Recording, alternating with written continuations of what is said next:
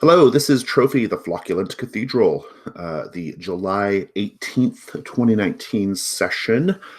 I want to let you know, if you are one of the 10 people watching this video, I want you to know that this is being run as part of Gauntlet Hangouts, and if you're watching it and thinking to yourself, oh my goodness, what a vivacious and interesting group of role players, I really want to be a part of their world, then you can do that by going to gauntlet-rpg.com and learning how to play with us. I thought we'd begin by introducing ourselves. When I call on you, please say your name, your pronouns, and anything else you'd like to know about us. How long have you been playing with the Gauntlet? Do you have any RPG credits? Just stuff like that, whatever you think is interesting. I'll begin. My name is Jason. I use he, him, and I'm the founder of the Gauntlet, and I'm the publisher of this game that we're about to play. Chris? Hi, yeah, I'm Chris, he, him. I've been playing kind of on and off with the Gauntlet since 2015. 3 years now, yeah, 3 or 4 years. Yeah, yeah, less so now that I have kids. But yeah, no credits to my name or anything interesting like that. No worries. Playing is the best thing to do, in my opinion. Ika. Hi, I'm Ike. I use he, him pronouns. I'm sitting in Berlin, and I know the problem with kids. It reduces your playing time, unfortunately. But I'm very lucky. My kids are away tonight, so I am free to play. You find me on Twitter at Phexbazar. That's Phexbasar. Short reference to the god of thieves in the Dark Eye, the German Dungeons and Dragons kind of person. Yeah, that's me. Awesome, thank you. Einar. Hi, I'm Einar. I use he, him pronouns. Been with the Gauntlet a couple of months now, so it's great. Got no RPG credits or anything interesting. Also no kids, but I am in the last year of my PhD, so I probably shouldn't be on the Gauntlet as much as I am. Well, welcome, and we'll take you as long as you've got to give. So let's talk about Trophy. I like to do a procedure called CATS. That's an acronym that stands for Concept, Aim, Tone, and Subject Matter. The idea is to just establish some basic expectations between all of us at the table. I gather some of you have played Trophy before. Good. Okay. So then this is not so much for you, but it is for anybody who's watching all three of them. So the concept of Trophy is it is a dark, it's a game of dark fantasy and psychological horror. The basic setup, the implied or sort of standard default setting is a forest, and your player characters are treasure hunters who are going into the center of the forest to claim some kind of prize or artifact or treasure that is going to help them satisfy a drive that they have. The forest does not want you there, and so what the forest does is it basically tears the characters down, sometimes tries to physically kill them, but more frequently just tries to sort of pit them against each other or otherwise break them, right? So the thing you need to know, the two big things you should probably know about Trophy, I think, that are worth knowing going into it. The first is that it's a highly collaborative game. And so I'm operating off of a very basic skeleton called an incursion.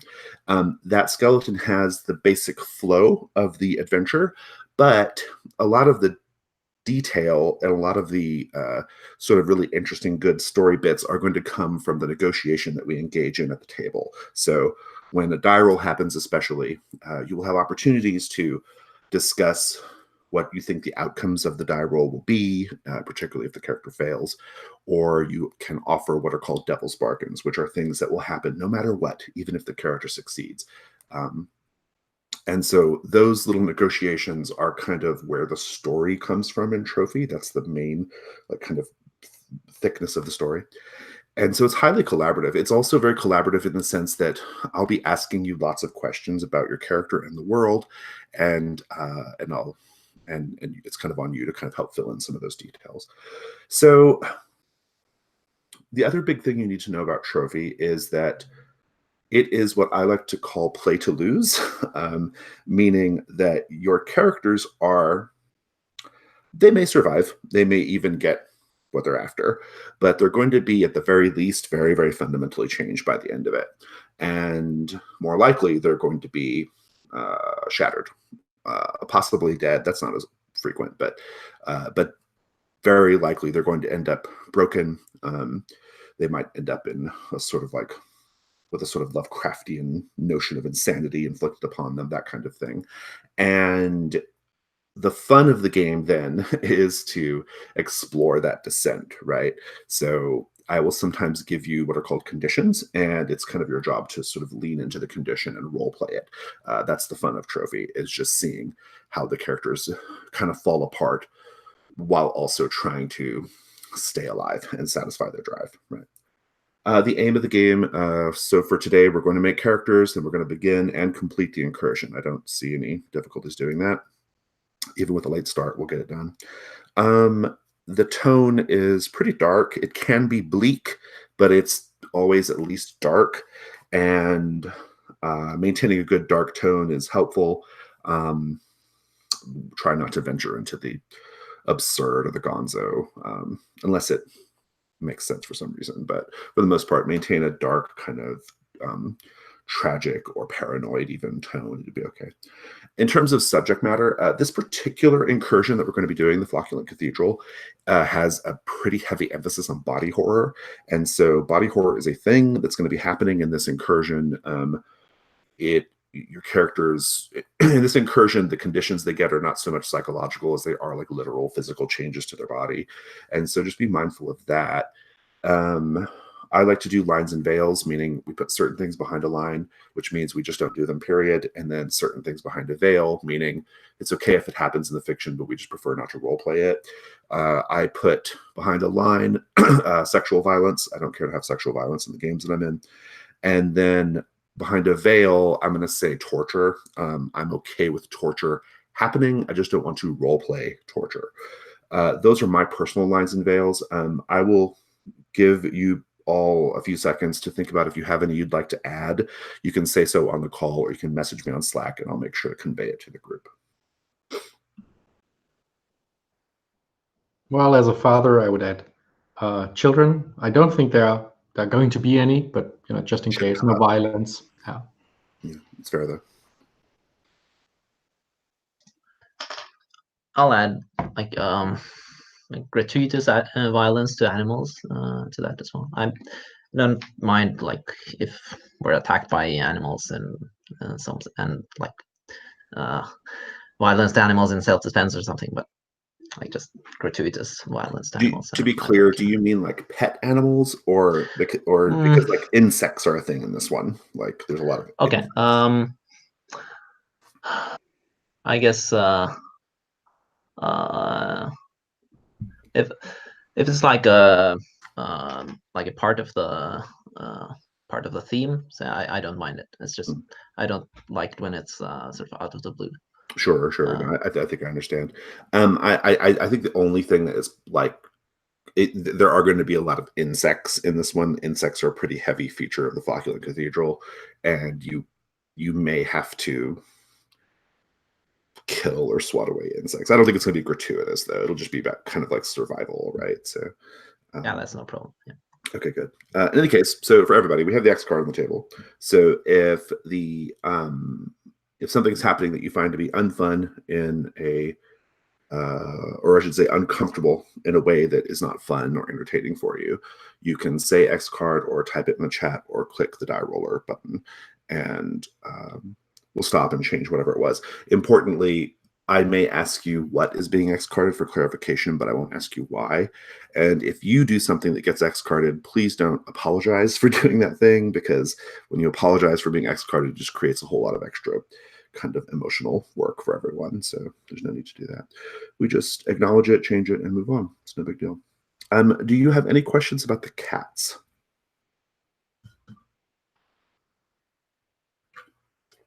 All right, then. In that case, I'm going to direct your attention to the Character Keeper link. Everyone grab a tab. You may want to name your tab with your character's name and player name once you have your character name. Like I said off the call, you are free to use any player creation materials from various trophy publications. This particular sheet has some drop downs that you can choose from as well, but it's a limited set. Everyone here has played, so I'm not going to go into all this so much, but just know that your starting ruin score is increased by 1 for every ritual that you take in the beginning, and the max ruin is 6. So just understand that relationship, and just because you have a high ruin, though, doesn't mean it's the end. Like, your character's almost gone, because you have a chance to reduce your ruin at different points in the story. So. Just one question: if I click on the drop-down menu in occupation, it does not show the extras from the incursion, the Flocculent Cathedral in Codex. This just has like the basic ones. I think this has like Witchwood and Tomb of 10,000 Dreams. I don't think it has any of the others. So if you have that issue of Codex, you could just use them and type them in directly. I'm happy to share that with you as well if you need it. So if I could find that worksheet, that would be great. Or that spreadsheet. I feel like someone shared that recently, but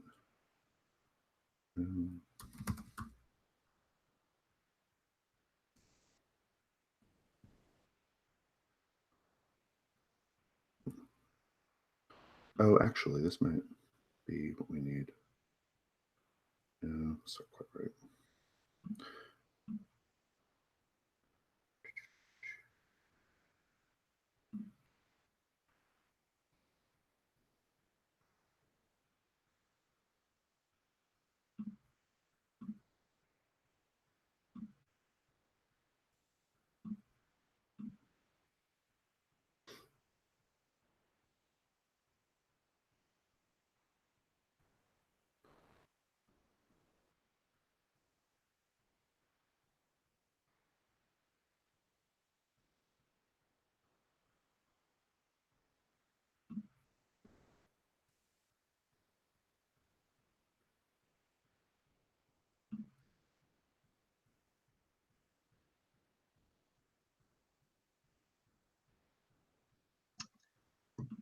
I posted a link with the one I used with Leandro.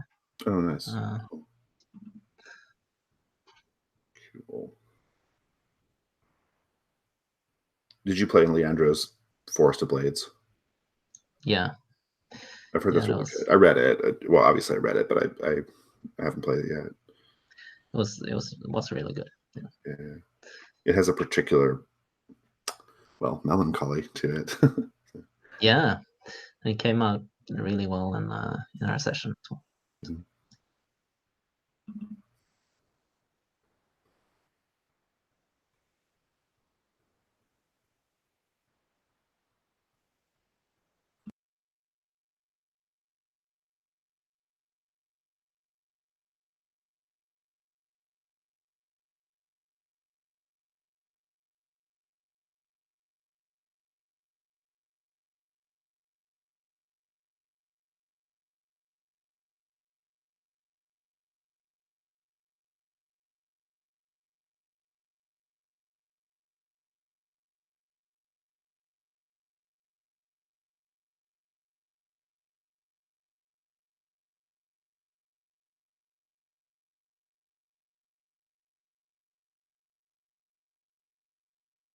So just for just a question, do you would you sort of encourage us to pick different things as different rituals or different drives and so forth? Or I mean, I think that's probably best. I don't think it's the end of the world if you duplicate things, though, because even though you might have the same ritual as someone else, you may describe it differently, or it might function differently for you. Right?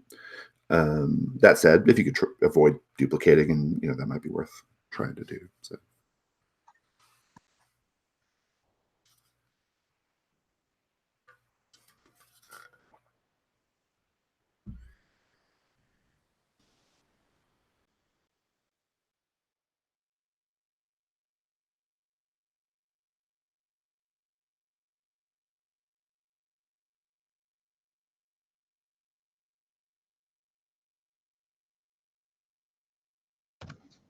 As far as I can see it, there are no duplicates here so far.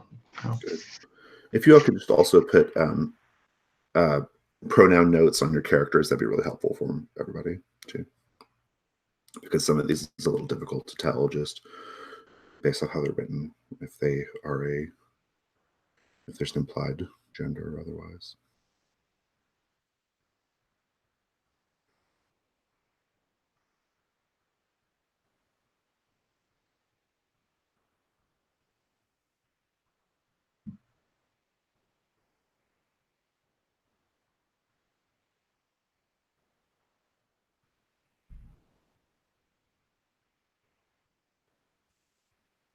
While you're all wrapping up, I will say that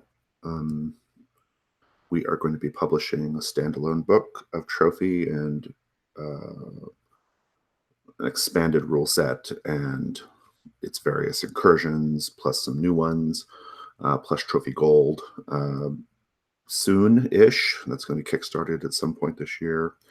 And it's a pretty cool project. So that's a thing that's happening. We're going to have a poetry reading contest for Trophy, whereby you get to, everyone can kind of submit themselves reading one of these poems, the one for this one actually, and we will then, there'll be a prize with that, and we'll also use that on the Kickstarter video. There are going to be lots of neat little things related to this bigger expanded Trophy. Custom dice, cards for quick character creation, that kind of thing. So just a note for the Trophy lovers out there.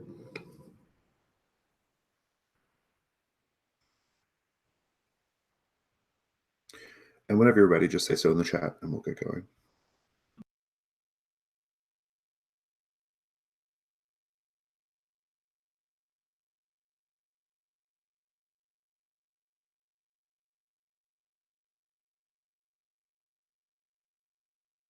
Okay, that's 3 readies. So character introductions in Trophy are fairly brief. Part of the joy of the game is discussing who your character is and what they're about in play. And so you can limit your introductions to just the things written on your character sheet. That's perfectly fine. If you have any like additional notes or ideas about what they look like, you can throw that stuff in there as well. But basically, the minimum is just kind of the basics of what you have written down here. Let's start with Einar's character, Mahera.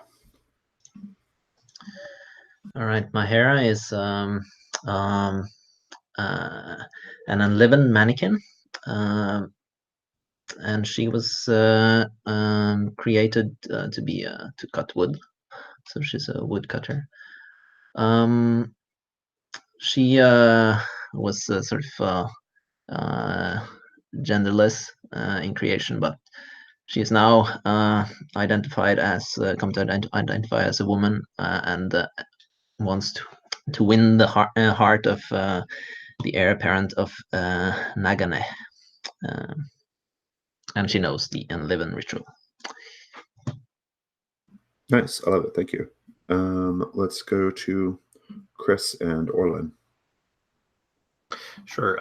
Orlin is he's a leech, a apothecary, leech healer. He is a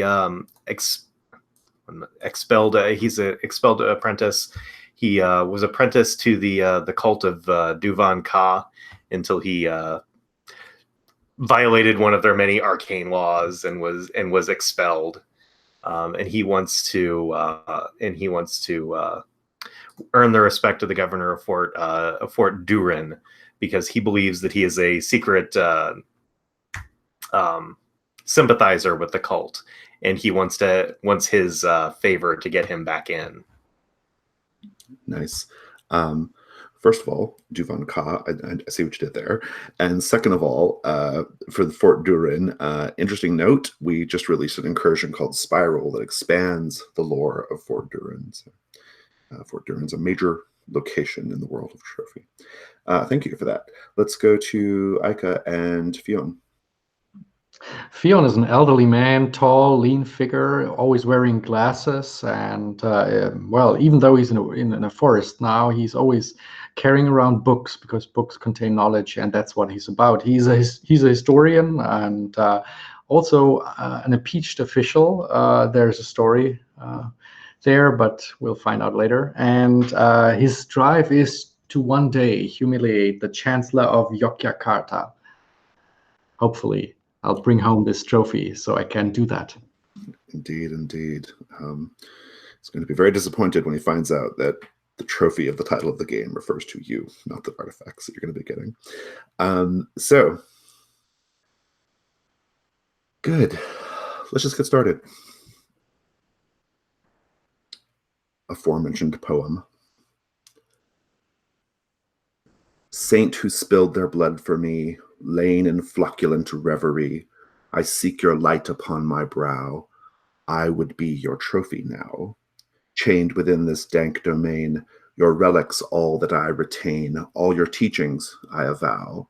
I would be your trophy now. This foul entombment of your will, I would not see you slumber still. No quarter to what men allow. Take me as your trophy now. You have all reached the edge of the fen. The fen is a marshy land, swampy, with a thick forest that you are going to be trekking through. At the heart of the fen is, like so many places in our world, ruins, places of old Kaldor. You each hope to satisfy a particular drive by reaching the heart of the fen, and we'll talk about those drives later. But for now, I want to impress upon you, and indeed I want all of us to impress upon each other, the high level of discomfort of being in the fen. It is incredibly humid. The bugs are biting and thick. Your clothes seem to just sort of stick to you. You're frequently short of breath. The trek is a slog, literally. And I would ask, as a paint scene question for everyone, give us just a little bit of camera time. Show us how your character is coping with the discomfort of this place, or not coping, as it were. First person with an idea, just throw it out there. So Mahara is made of wood, and the insects don't really bother her, but the humidity has actually sort of made a bit of her flesh, so to speak, grow a bit moldy already. It's just sort of tiny little thing that she has noticed on her arm, and so she just like scratches at it and tries to ignore it, tries to think this isn't happening. This is Are you very obviously made of wood? Like, do your companions know this? Yes. So the only way she would be sort of mistaken for like an ordinary person, a human, would be if one looked at her from behind, when you would only see her clothes. If you saw her face, you would see only a sort of wooden mask, originally completely blank, but she has sort of carved a face. Nice. I love it. Thank you. Orlin, what about you?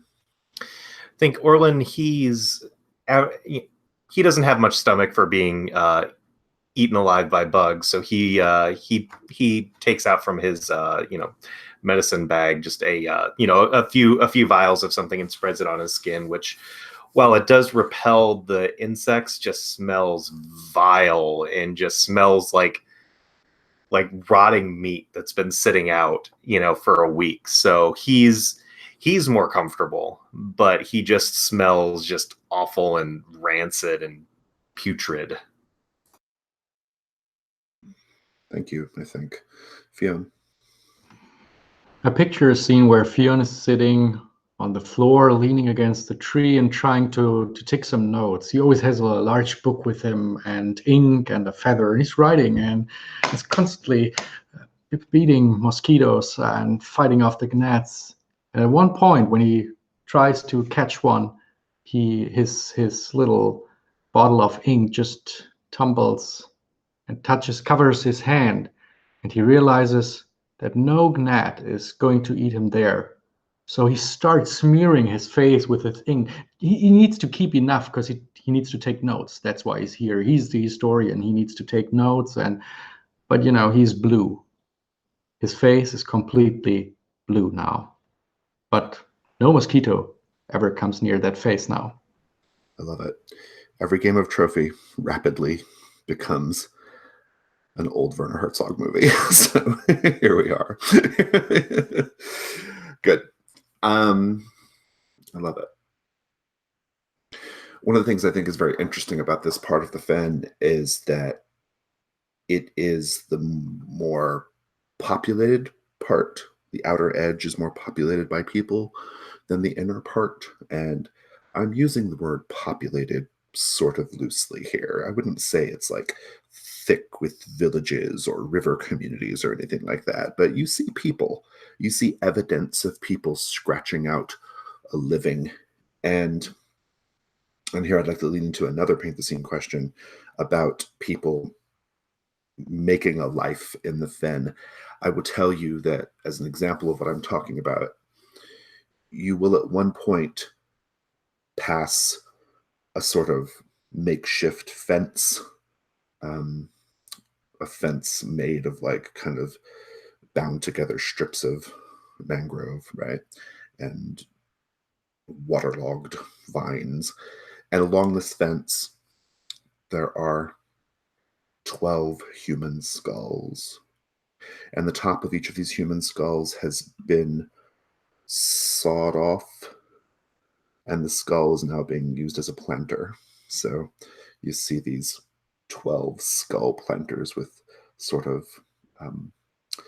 wild orchids and flowering plants coming out of them. I would ask each of you, what do you see that is evidence of how people have managed to make a life in this unpleasant part of the world?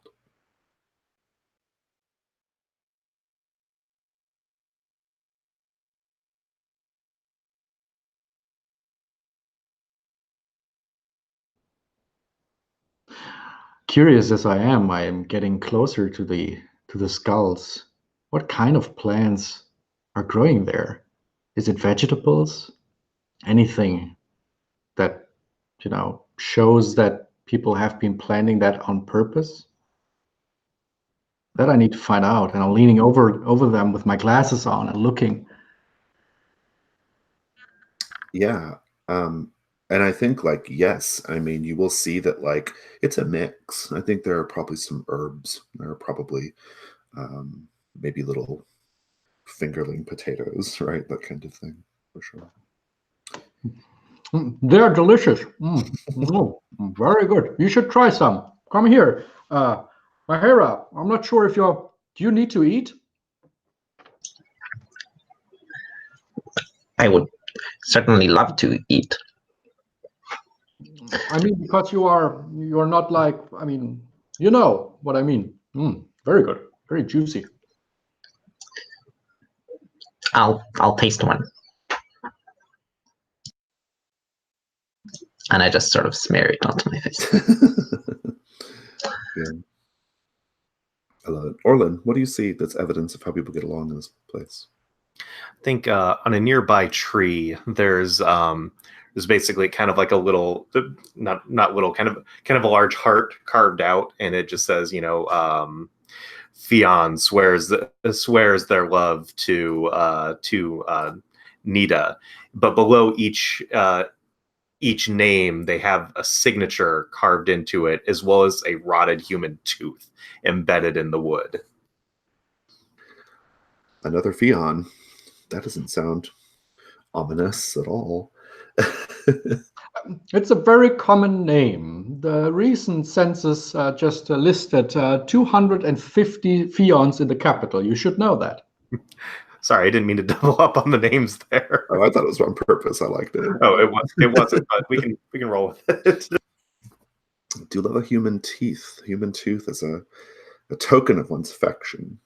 Mara, what about you?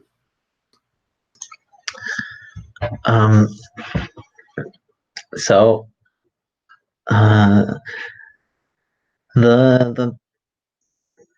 are the ground is very moist and it's full of mud, but you can see here and there people have put out these small like planks and stones and sort of strategic areas, so that the path is a little bit easier to walk on. But it's just so futile because whenever you step on the plank, you just end up tripping or falling. So it just makes it worse. Thank you. This part of the journey into the fen is fairly unremarkable, apart from these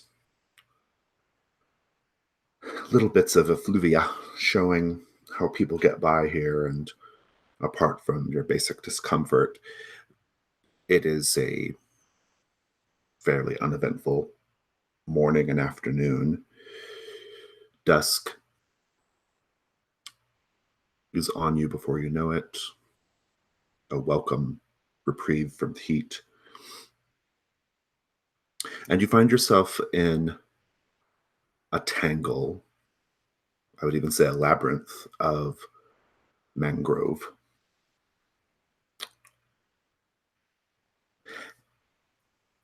And it's a bit of a mess at first, kind of getting through it. And it would be easy to get twisted up and turned around and in the wrong direction, if not for the fact that you do eventually find what appears to be an intentionally cut path through this tangled maze of mangrove trees. And that's good. A path leads to somewhere. A path is necessarily not a road to nowhere. And the bad thing is that all roads, even rough, ad hoc roads like this one, all roads will eventually be taken over by men who wish to take advantage of those traveling on them. And indeed, as the dusk light gets low, you first hear, but then quickly see up ahead in a clearing in the mangroves what appears to be a group of men, by the sounds of it, and women, by the sound of it, a dozen or more, with a simple fire built, laughing, talking, carousing. They aren't aware of you yet, but you're certainly aware of them. I would pose the question to, well, I wouldn't say any of you are particularly good at scouting type things, but I will ask Orlin, what do you do?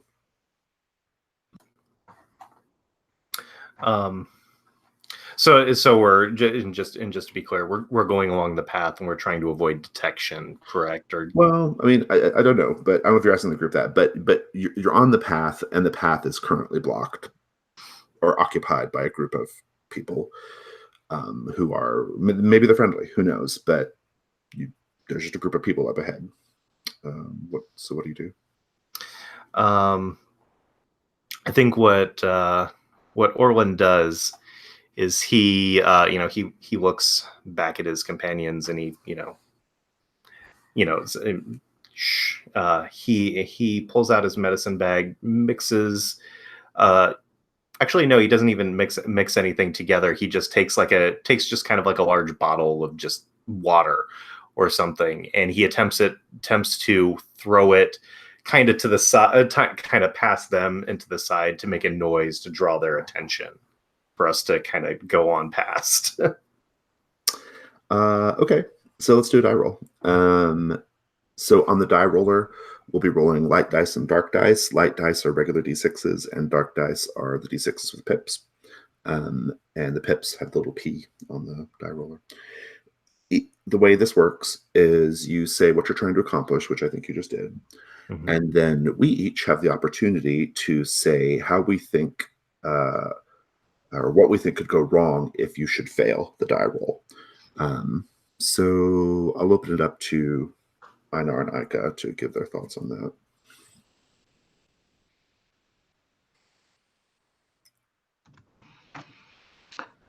The question is, what could go wrong? Are we talking about the Devil's Bargain? No. Devil's Bargain is during the building the pool. Right now, it's just if, let's just say Orlin fails, what happens? Well, obviously, when he's trying to throw his water bag far away, and the obvious solution would be that it lands exactly where he doesn't want it to land, in the middle of those dancing people. So, and they would exactly be looking at us. Yeah, I think that's probably a good point. Einar, do you have anything to add? And here, of course, I address you as players, not characters. It's okay if you don't. Yeah, no. And of course, we lose the all-important water. Yeah, that could be it too. It's like you happen to throw like a vital resource. Yeah, that could be good. I don't think I have anything better than just like you actually draw their attention to you, right? Which is essentially what Aika was saying. So, okay, well in that case, let's build your die pool. So you get a light die if you can justify via your occupation or background your skills helping you here. I don't feel good about it. The only thing that I can think is that any intruders in his clinic, he would be throwing bottles at them to get them out. That was a reach. That was a reacher on our. That was, yeah. So the only chance of you getting a light die is to take a Devil's Bargain from one of us.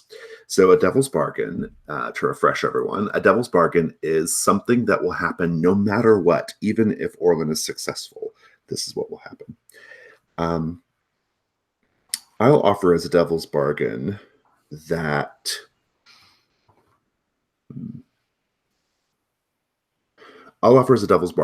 you might be able to slip past this group, but you will get the attention of a particularly incessant tracker in their group who may be on your tail throughout the adventure.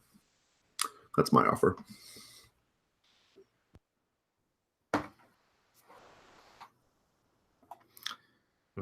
Yeah, I'll go ahead and accept the offer. Okay, if there are no others. So you have one light die now at this point. You can choose to add in a dark die if you're willing to risk your mind or body to succeed. You can also do that after the fact. So once you roll, if you don't like your result, you can add the dark die in. But you're looking for a 4, 5, or a 6. A 1 through 3 is a failure. 4 and 5 is a complication, and 6 is full success. Okay, I'll go ahead and roll and just see how it goes. Okay. 6. Nice. Good. Full success. You will be able to sneak past the group. Describe what this looks like. Give me the whole scene here. You get your 6, Orlin. Yeah. So Orlin turns back to the group and says shh, and then he pulls out a fairly large jar. It's got some water in it, but it's mostly just kind of a large round bottle. And he kind of tries to get as close as he can to them and kind of throws it past them into the woods, and it makes a really large crash as it breaks. This kind of startles the group, and they immediately start talking amongst themselves, and they all kind of go check it out. And it looks like they all leave, but as the camera pans to one of the more canny members of the group, which immediately like pretends to go away, but actually just hides in the bushes, as we, and then Orlin motions for everybody to, go past. Nice. And I'm going to suggest that possibly you have to like, you've given yourself enough space to kind of like go around a wide way. Like you don't go straight through their camp, but you like draw them off the path enough to where you can kind of go in the opposite direction and sort of go around them, right? I will tell you that as you are going around them, being presumably pretty quiet, they will, once they're in the rearview mirror, once they're kind of, you're past them, but you're still kind of maintaining a quiet, slow, steady pace, they will go back to their carousing. They'll go back to their partying. And you'll start to hear them sing a song. And the song they sing is about the Flocculent Cathedral, which is found at the center of this fen. And the song, each verse, it's a sort of like, it's a shanty, so it's kind of a funny kind of like song, right? And each verse involves a character, and a character who goes to try to reach the center of the fen to get inside the Flocculent Cathedral, but something disastrous happens to them. They don't make it. They suffer some sort of catastrophe, right? Each of you will recognize yourself in one of these verses. Something about the character in the verse reminds you of you. And what I want to know is, what about the character in the verse reminds you of you, for starters? And then I want to know how you're going to avoid whatever tragedy befell them. How are you going to be different? Think about that for a minute.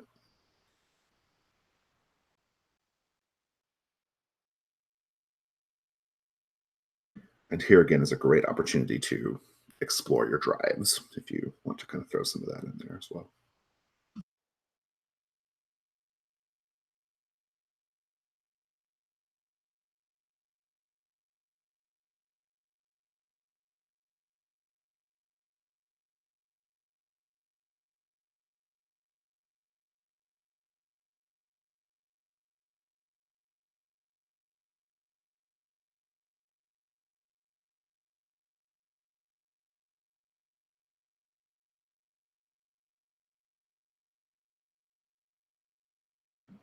And the first person with an idea, go ahead and just let us know.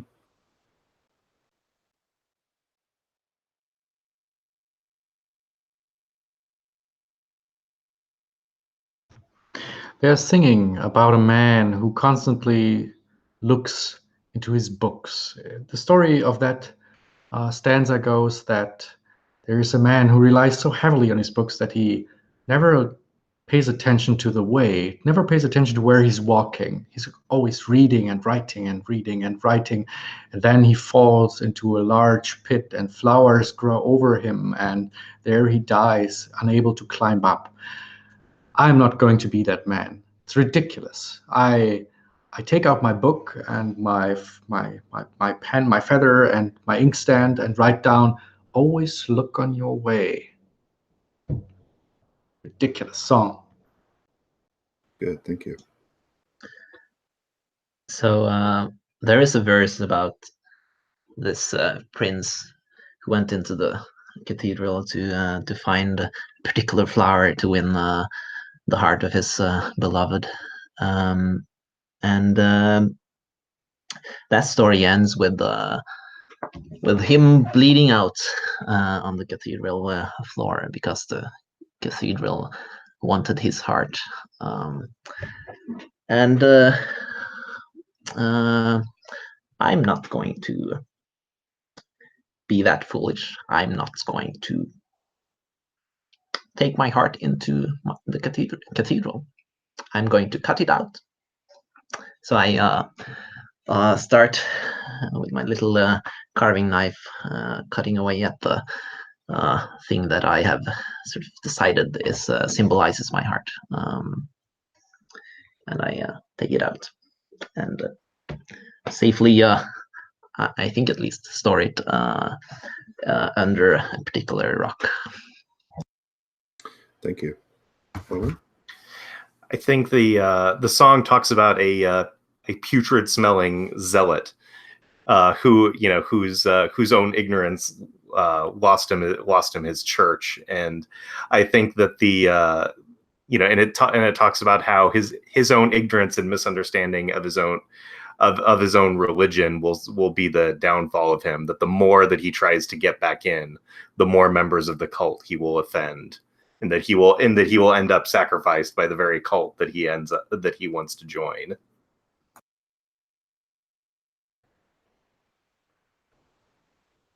Good. Well, wait, so how are you avoiding this fate? Just by being as faithful as I can. And just by being, it's just like it reminds me of me, but I understand everything. My faith is pure and true. Yeah. My faith is pure. Good. And eventually their singing and laughing and carrying on grows further and further away. It is getting to be late. You will have to stop to make camp, let the sun come up, and but that concludes the first ring of the incursion. There are 4 rings to go. Let's take a 5-minute break. Come back at 10 after.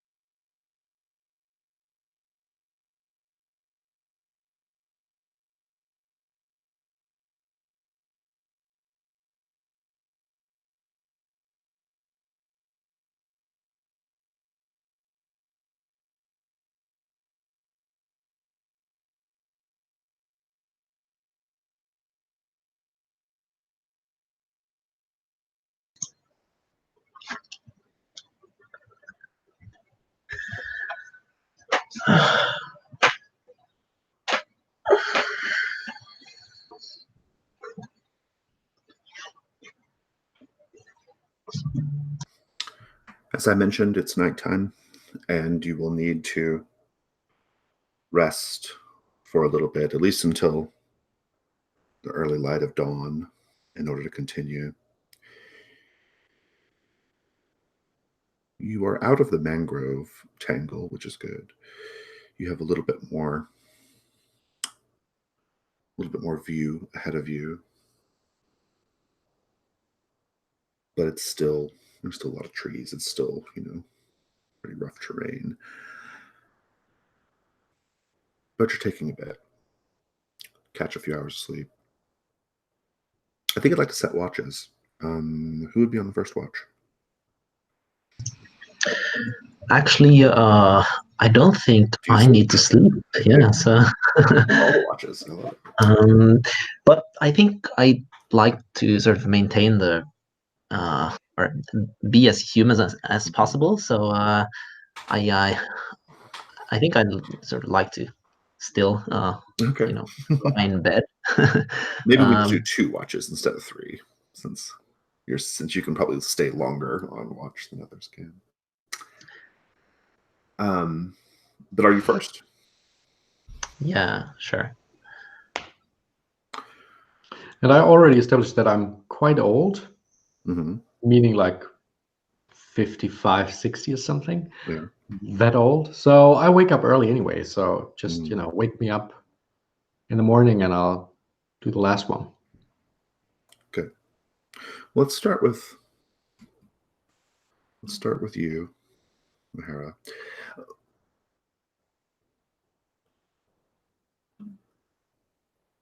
It's all going okay. Not much is happening. You're becoming intimately familiar with a centipede that is slowly traveling across a big rock nearby. But I will tell you that in the moonlight, you catch the silhouette of something that you didn't see when you all settled in. Probably about, not very far away, say 200 paces away from your camp. You will see a little hill, and on top of this little hill, silhouetted by the moonlight, you'll see what appears to be 2 people. 2 people who are gazing into each other's eyes. They have the look of a pair of lovers leaning in. I'm curious how this sight of these lovers reminds you of your situation with the heir apparent of Nagane. What is the story there? Why are you so determined to win their heart? Well, the heir apparent of Nagane, Prince Sariel, was once on a visit, or just passing through the farm where I used to work, where I used to cut wood along with probably tens of other mannequins like myself, watched over by a bored old woodsman. And the prince came and inspected us, and he touched me, touched my then blank face, and did something that no one has ever done, either before or since, and that was address me directly. And he said that I showed heart. And I'm pretty sure it was sort of not really addressed to me. It was more like sort of snide comment to sort of sarcastically something meant to sort of insult the woodsman, our minder. But I took it, really seriously. It ignited a spark in me, and since then I've been sort of obsessed with the fairy tales of princes and princesses, and love stories. So I I got my wooden hands on a book of fairy tales, and I've just been obsessively reading them.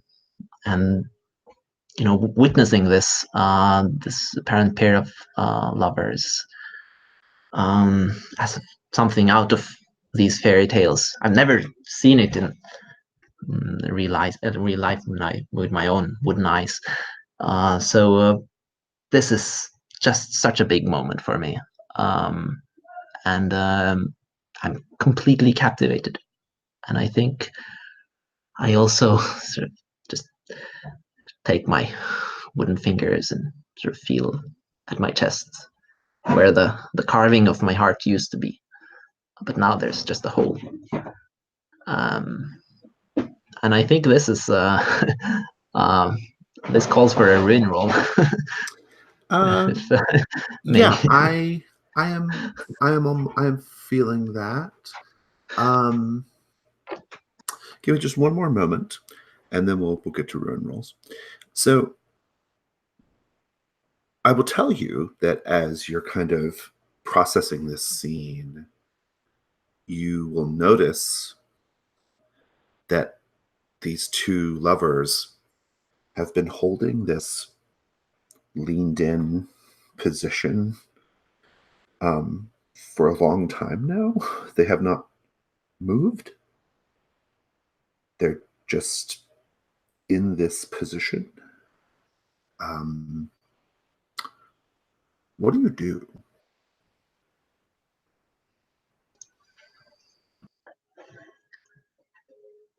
So I think I don't notice that for a really long time because I'm made of wood and I'm really good at holding position like that. So it's sort of, to me, it's I can't really judge how long a human would be able to hold their position. But I think after a while I'm getting sort of impatient to see more. I want to see where this leads. So I start to slowly approach the figures. I'm being careful because I don't want to interrupt. I don't want to startle them out at the moment. But yeah, I'm sneaking as close as I can, definitely. Yeah. I will tell you as you get closer, there is no chance of startling them, because as you get closer and as the moonlight begins to better illuminate the scene, what you're looking at is a pair of desiccated corpses sitting across from each other atop this sort of little flattened hill area. The rotted remains of a picnic lunch laid out between them, and each has a hand placed in the other's mouth. And the hand is just filled with rotted matter, soil.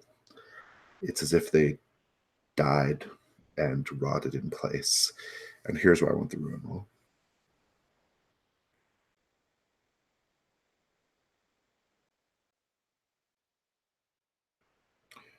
And that's a dark die. We're looking for, if you hit higher than your current ruin, your ruin goes up.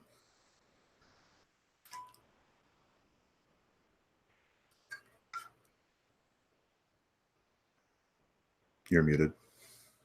I'm at 3. It did go up. Yeah. How does it make you feel?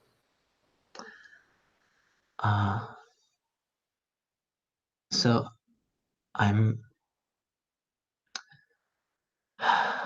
it's hard to know, because most of the feelings that I experience for the very first time. And now I feel a sort of overwhelming sense of sadness mingled with curiosity. I really want to know what it would be like to love someone to the end. And it reminds me of one of the fairy tales I've read, where there was a pair of lovers who took their lives sadly too early, because they thought it was the only solution. Little did they know that the case was already solved. If they had just waited one more minute, they would have had their happily ever after. And No, go ahead. I'm so curious that I think I'm just moved to take one of their places. So I'm sort of attempting to sort of very carefully, without disturbing the scene, I'm just taking one of the pair's hands out of the other's mouth, and carefully moving them aside and taking up the position. I love it. Let me tell you about your condition. You have carved this spot, presumably in your chest where you think your heart was, right? And I will tell you that the next time you check it, you will notice that a colony of tiny, bright red spiders has taken up residence in this hollow in your chest.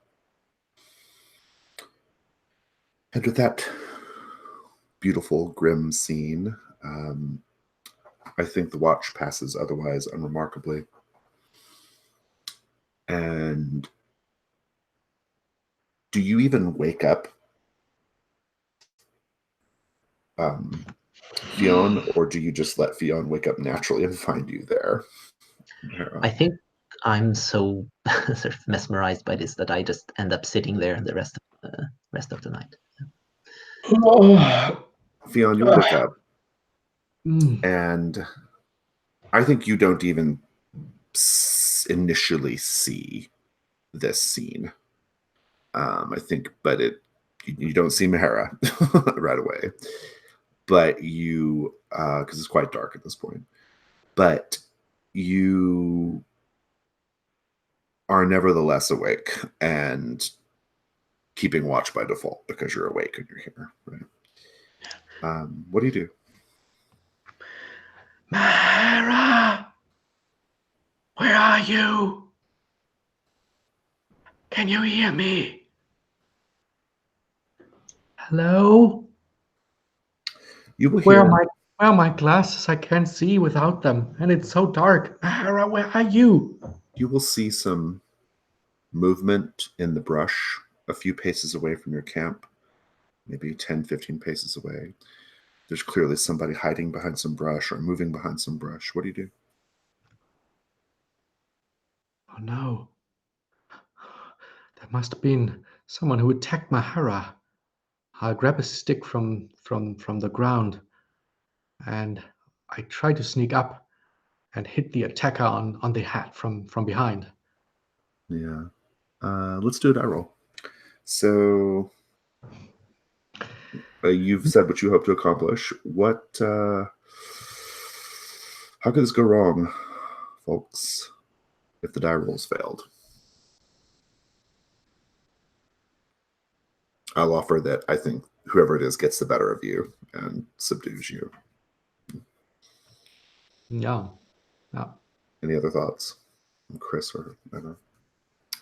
I don't know. A possible way that it could go wrong is that it's actually a small child lost in the woods that is hiding in the bushes that you successfully hit rather badly on the head. Well, we've lined kids. Yeah, we Oh, find yes. kids. Yeah. Yes. So we'll not do that. But I like where you're going with the idea of like hitting somebody you don't mean to. Right. I know any thoughts. No, I was gonna suggest something similar, that it would have been someone, not unfriendly. Yeah. So let's build your die pool. You have 1 die if you can make the case with your background or occupation. Translation, research, engineering, or lying. I do not think that applies. Not feeling here. good about it. Yeah. Devil's bargains. These are things that will happen no matter what. Anybody have any thoughts on the devil's bargains? I'll offer that no matter what, something important in your gear will be, you'll lose hold of it and lose it in some way. The most important and valuable thing I have, my glasses. Yeah, I like that. You take that. I can see no more than like maybe 5, 6 meters ahead of me, and that's it.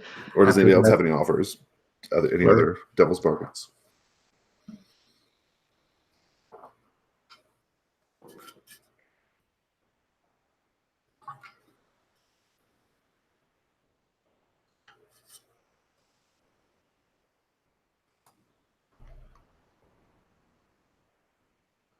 I guess the only other thing, and it's kind of along similar lines, would be that you've already smeared so much ink on your face that the rest of the ink has spilled out, and so you have nothing to write with.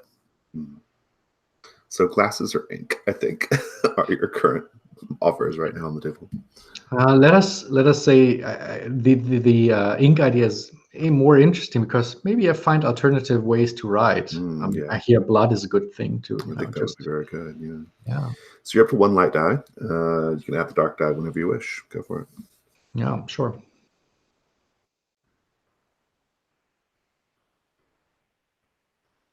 I rolled a 1 with my light die, so obviously I will, take a dark die and roll again. Please do. Just help me here. So I'm rolling now with 2 dice. You'll roll the same light die again plus the dark die. Yeah. Okay. So I just add what color do I have here? I just do pips for the dark die. With the P. Submit and re-roll the light die. Okay, so my dark die rolled 2 and my light die is 4. Okay, 4's it's a success with a complication. Yeah. You good with that? Yeah, I'm good with that. Okay. I think the complication is you're going to be able to sneak up.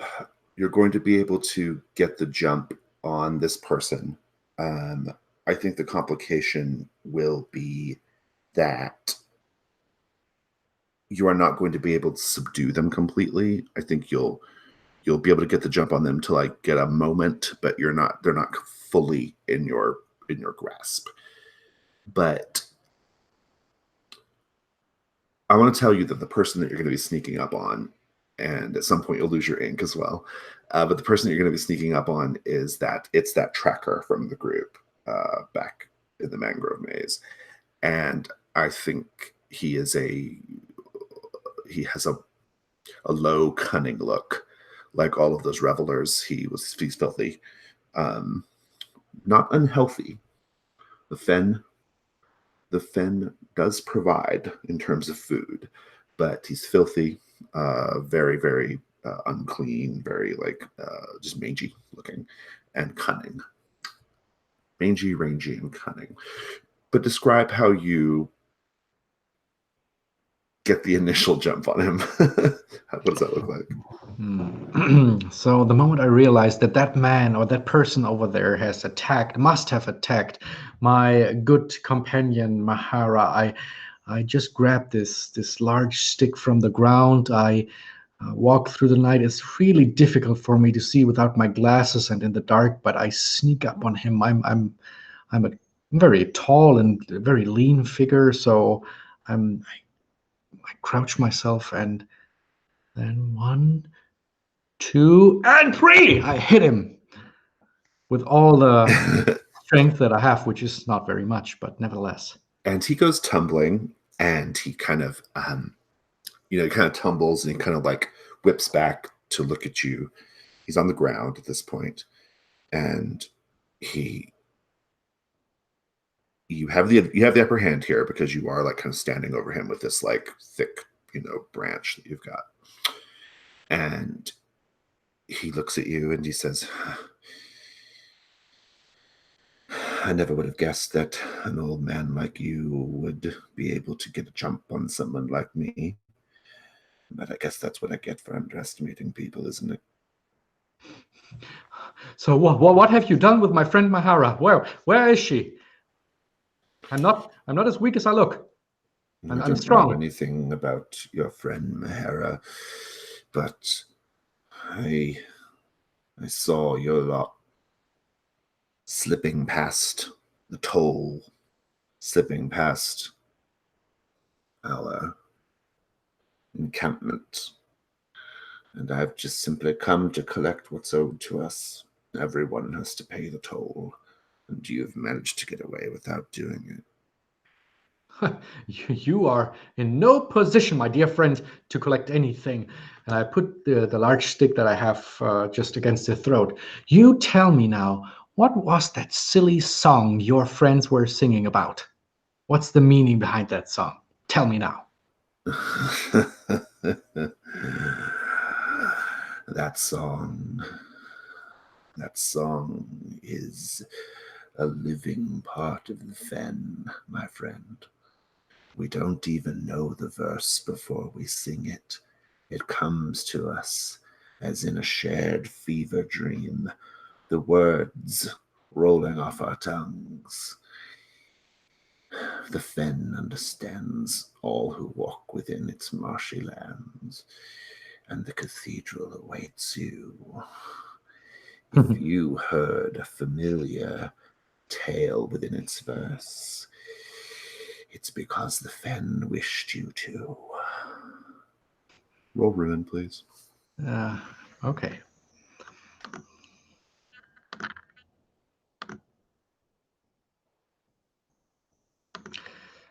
I rolled a 6.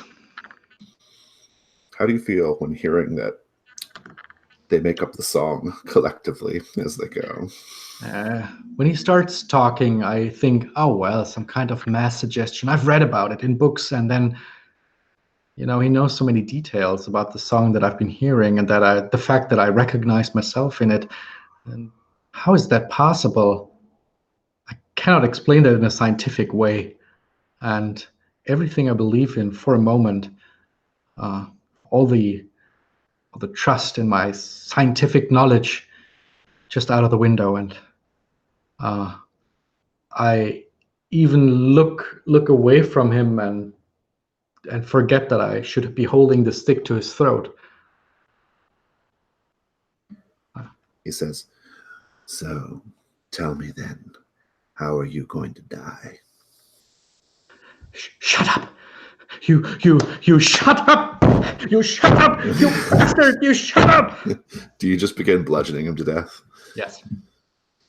I think at this point, Mahara and Orlin have been awake enough to see this conclusion to the scene of Fionn quite violently bludgeoning this man to death with a sort of frenzy, a rage. Ruin rolls on both of you, please.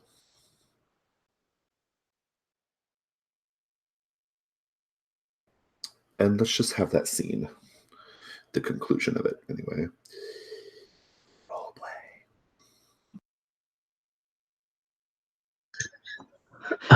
I rolled a 6. I rolled a 1. Good. I don't think that's ever happened to me before in a ruin roll. Orlin wakes up. I think he probably woke up about halfway through the conversation, or just kind of like as he started yelling at the tracker. And I think Orlin kind of just takes a moment and gets kind of like just a strange feeling of satisfaction from it. And as Fionn is, it's like as after he's obviously dead and he's, looming over his corpse, Orlin just puts his hand on his shoulder and just says something like, well done. Didn't think you had it in you. He killed Mahara. I'm sure he did. She's nowhere to be found. Mahara.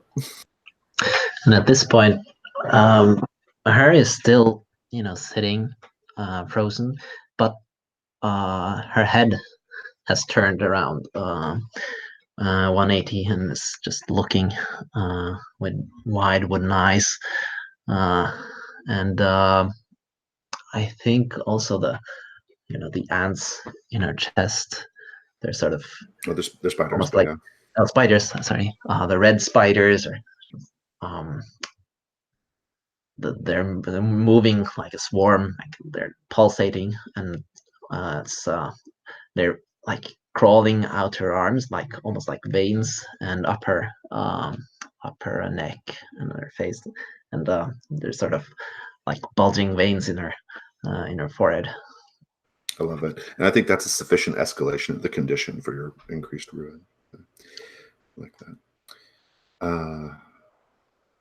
Yeah. I must have killed her. Where's her body? We need to find it. You must help me, Orlan. I don't know where Mahara is, but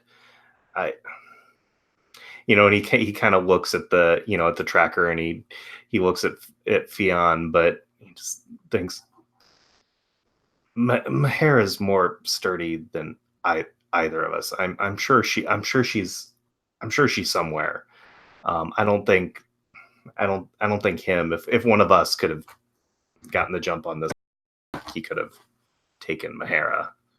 I think we just need to figure out where she went. And Mahara, this might be a good opportunity just to sort of reveal yourself, but I don't think we need to linger on where is Mahara necessarily right now. Yeah, so I'll just shout out.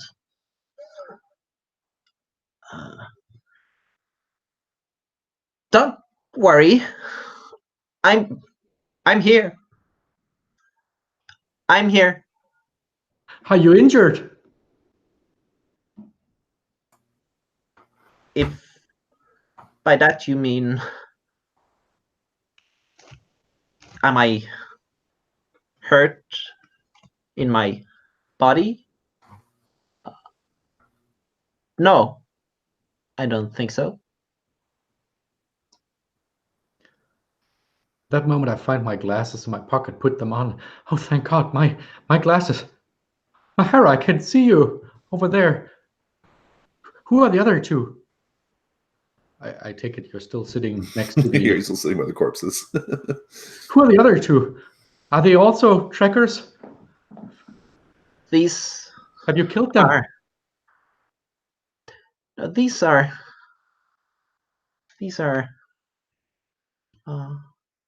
sacred lovers out of fairy tales.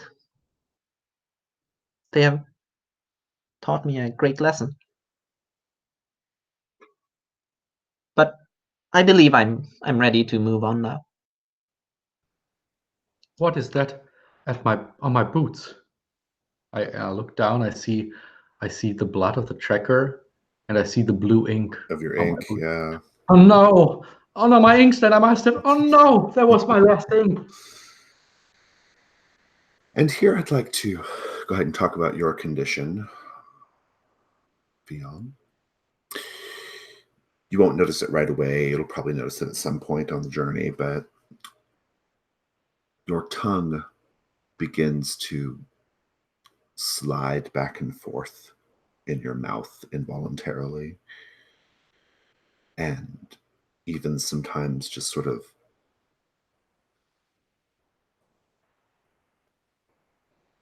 out of your mouth. And it also has 2 little nubbins, kind of like feelers, like a slug or snail. But we'll come back to that at some point. Let's fast forward a little bit. It's daytime. Next major leg of the journey. Again, sun is high in the sky. It's hot as hell. It's very unpleasant, very wet. And the thing that starts to be a problem for you all is you get caught in a cloud of bugs. Here I don't mean just a swarm. Here I mean thick like smoke bugs billowing out. You're first aware of it when a dragonfly or a beetle or similar just smacks up against your face. And then it just comes in a flood. Dragonflies, moths, other flying insects smacking against your face at a very, very fast, accelerated rate, indiscriminately, thoughtlessly, unintelligently, just washing over your body, right? Centipedes slipping into your boots, cockroaches crawling up your legs.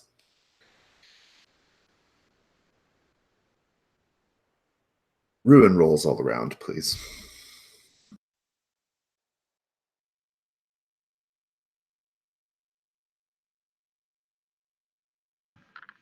I got a 4. My rune is 3. Okay, so now we're it's going 4. up. Another 6 for me. What do you got now? 4 for me, so mine goes up to 3. Okay. I'm at 5 already. Oh, we'll talk about 5 in a bit. I have to give you a condition as well. Turns out. First of all, let me advance your condition a little bit, Fionn.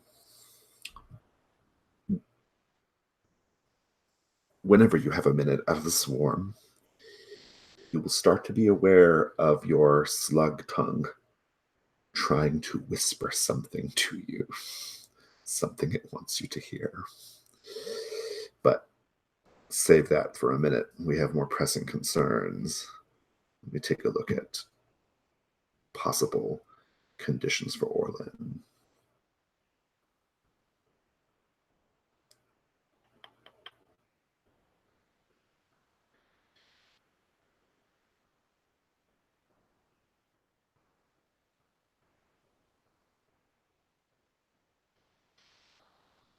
Orlin,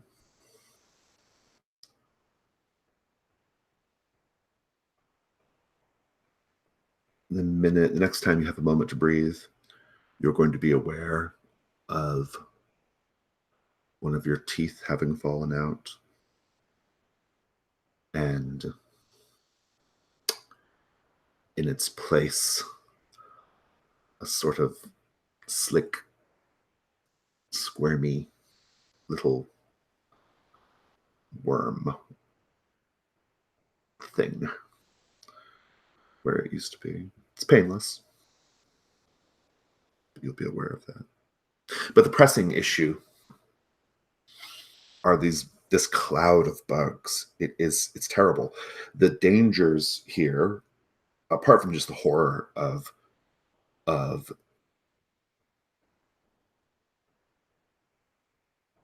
June bugs forcing their way into your mouth and your ears, and centipedes crawling into the most tender, normally unexposed parts of your body. There's also the matter of Many of these insects are biting and thereby taking little chunks of flesh. There's also the matter of it's quite thick, and you could all easily be separated here and lose each other. That's how thick it is. I would like for you all to tell me in turn how you are going to try to cope with this situation, either something for the whole group or just for yourself. But what are you doing to endure this swarm of bugs? Orlin.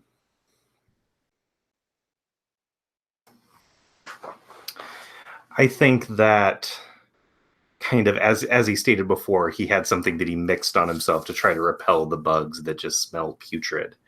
I think that he is just going to take basically just everything he has with him and just cover himself with it. And if he can get within arm's length, just like, and it's just, and before the stuff he put on himself was kind of like almost like an oil. This is almost like a glob of like gelatin. And that if he can get within arm's length of anyone else, he's going to like put a hunk of it on them. Yeah. Just so that, I like this.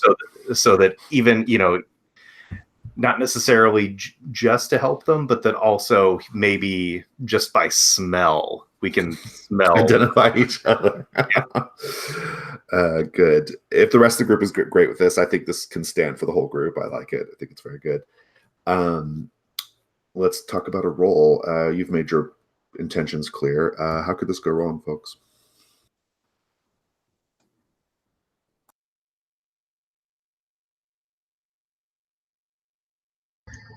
So this smell could attract something other than the bugs, something even worse.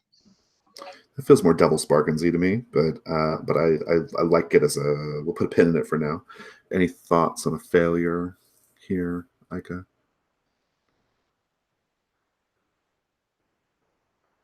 I mean, I think it could just be as I've described it. Like, I would say that like you all get like either badly injured or separated from each other, right?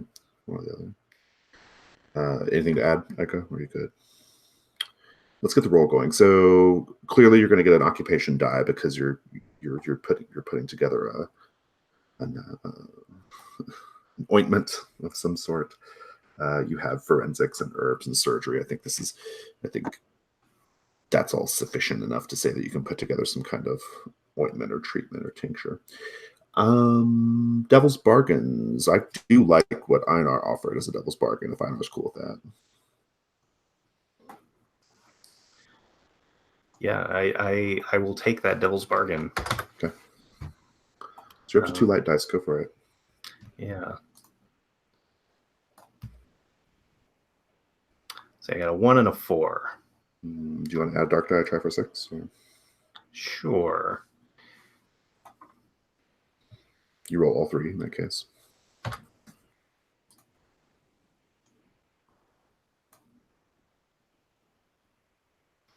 I got a 6. It's a light die is the highest, though. Okay, good. That's the best result.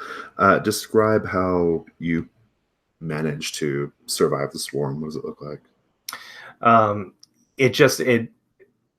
The swarm just becomes so much that we can't even see in front of us. And so the last, as I'm mixing this together, I'm doing it rather quickly, and I'm not quite doing it 100% right. So instead of an oil, it's just like a glob of gelatin, and and he just starts reaching out blindly, and he believes he gets both Mahara and Fionn, but just as he spreads it on himself and all of us, it's kind of slightly acidic, so it just burns, and so it doesn't only sting, it just burns, and just seems to like seep into you, and it just the entire limb that whatever he touched just starts throbbing.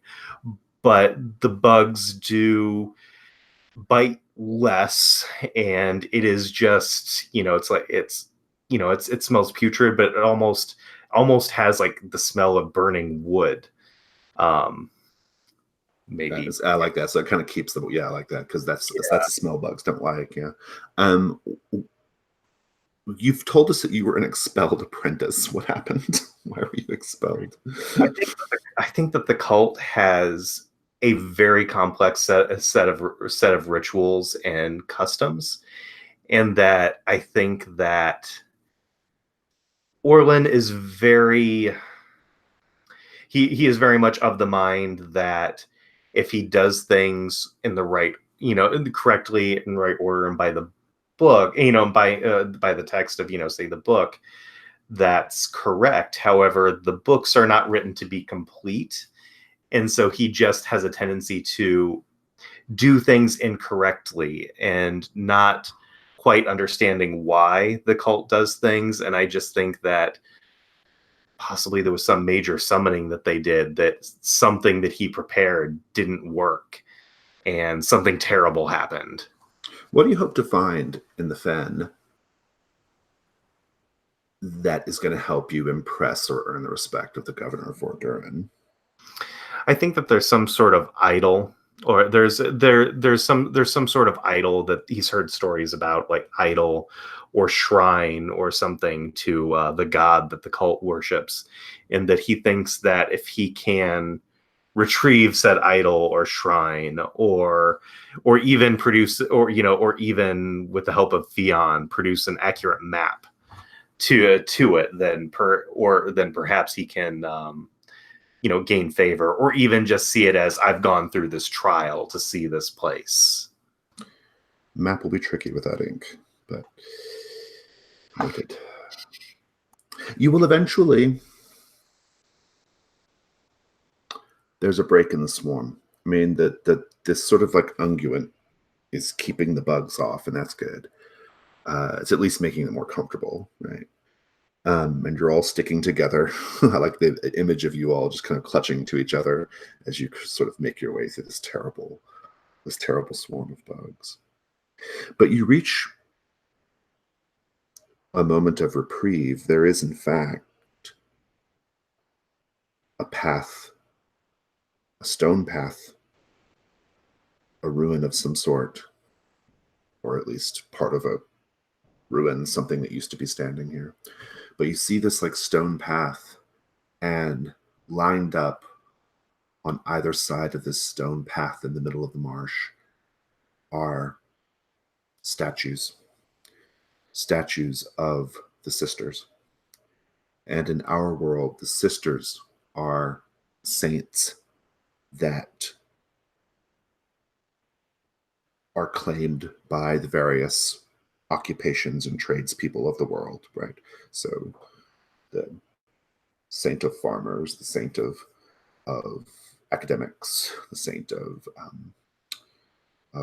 whatever your saint would be, Orlin, that kind of thing, right? You see, or I should say woodcutters, no farmers.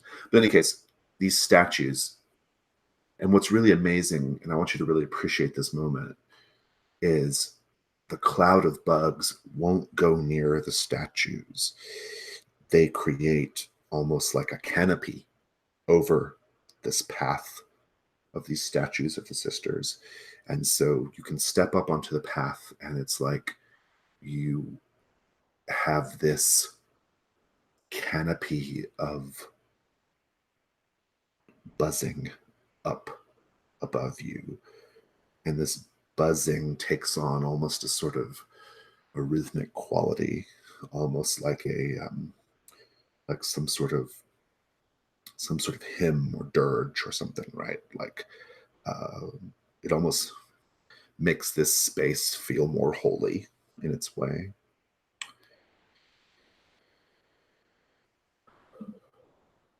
And you will each find the sister, the patron saint of your occupation.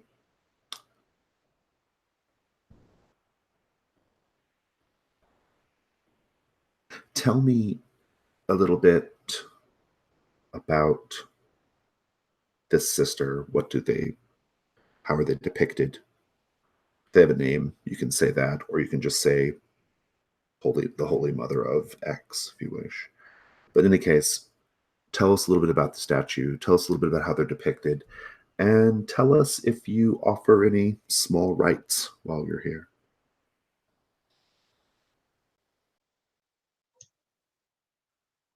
So if it's okay, I think the sister that I see is not so much my occupation, but the sister of the mother, or the guardian of the unliving.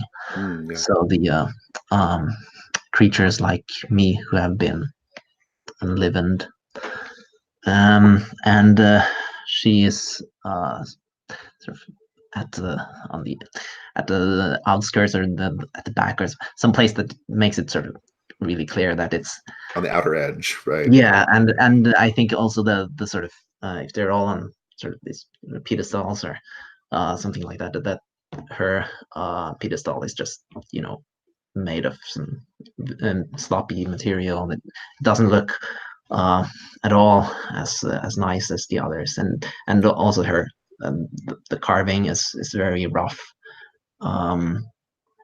It's probably like faceless, just like,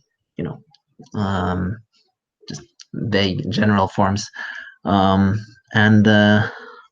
I do leave a small token, a small wooden person that I've carved, and I put it next to probably a collection of other bits that are. How is your burgeoning colony of red spiders on your body either reacting to being in this space, or your choice, reacting to this vile unguent that Orlin put on you?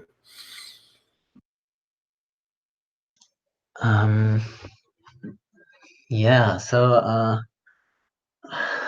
I think they are slowly but surely consuming this substance that's on me. They're clearly sort of a bit bothered by it, so they're it's like a cleanup process.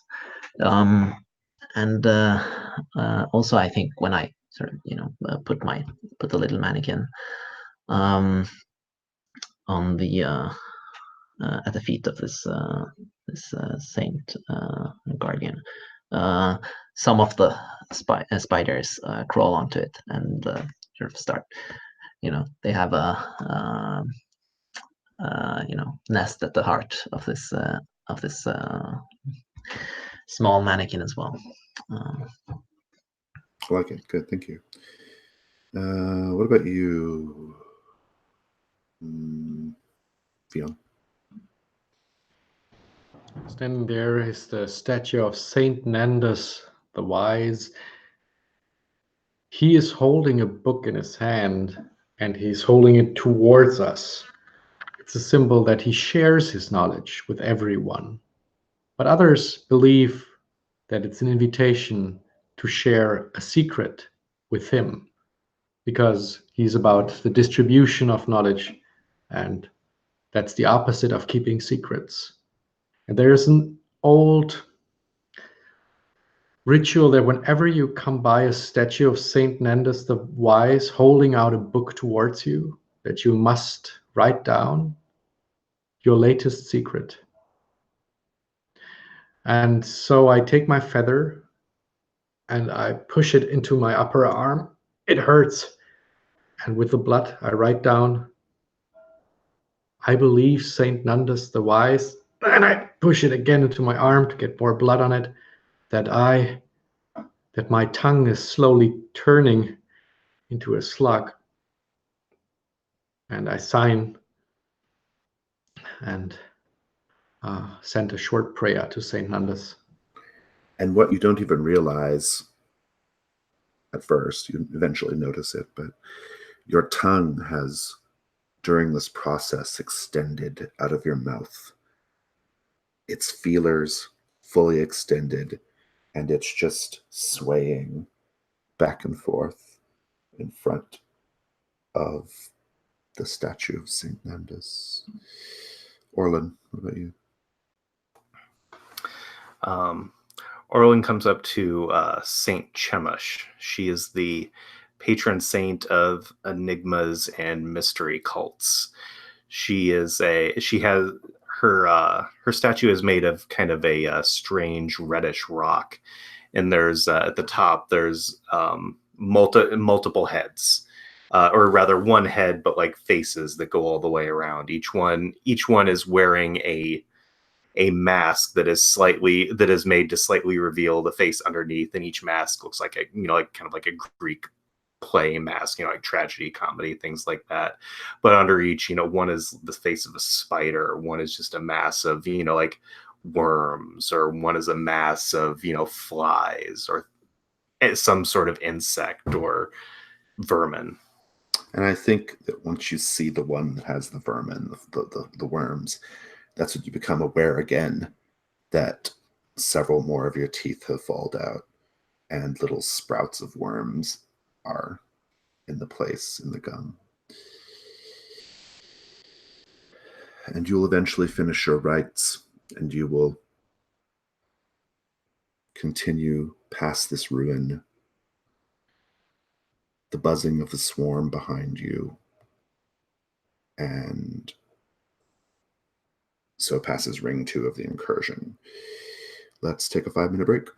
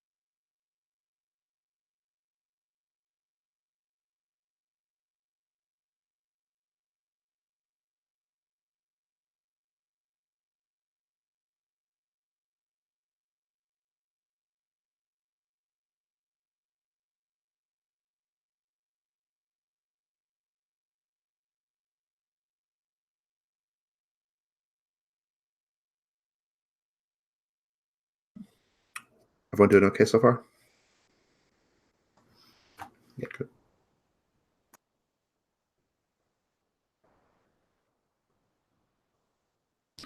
The ordeal with the bugs has left you all ill and feverish. And as you get past the ruin with the saint statues and past the swarm, it's a little earlier than you would normally make camp. And I wouldn't even say you're really making camp, but you all just sort of collapse in a heap. Maybe not you, Mahara. You don't suffer the same way like everyone else does. But maybe you do. Maybe something about the repellent that was smeared on your body, maybe something about how the spiders are creating their home in your body is affecting you in a way that is somewhat similar. But in any case, you all collapse.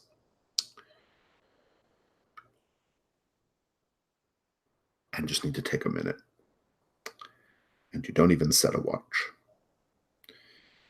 You just sort of stop.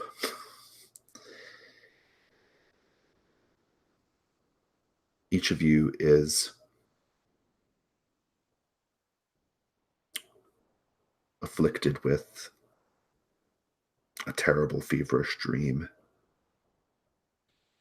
But the end of the dream is punctuated with an appearance by your respective saint who helps alleviate the matter for you. Mahara, I will say differently for you. I think you'll just have a moment to do as you wish. In fact, what you might wish to do is to engage in a reduction roll while the other two are collapsed and asleep. Reduction rolls are whenever you do something that is in opposition to the expedition or in service to the Fen or otherwise just secret and treacherous. You get to roll a dark die, and if it's below your current ruin, then your ruin goes down. The other two have collapsed in a heap.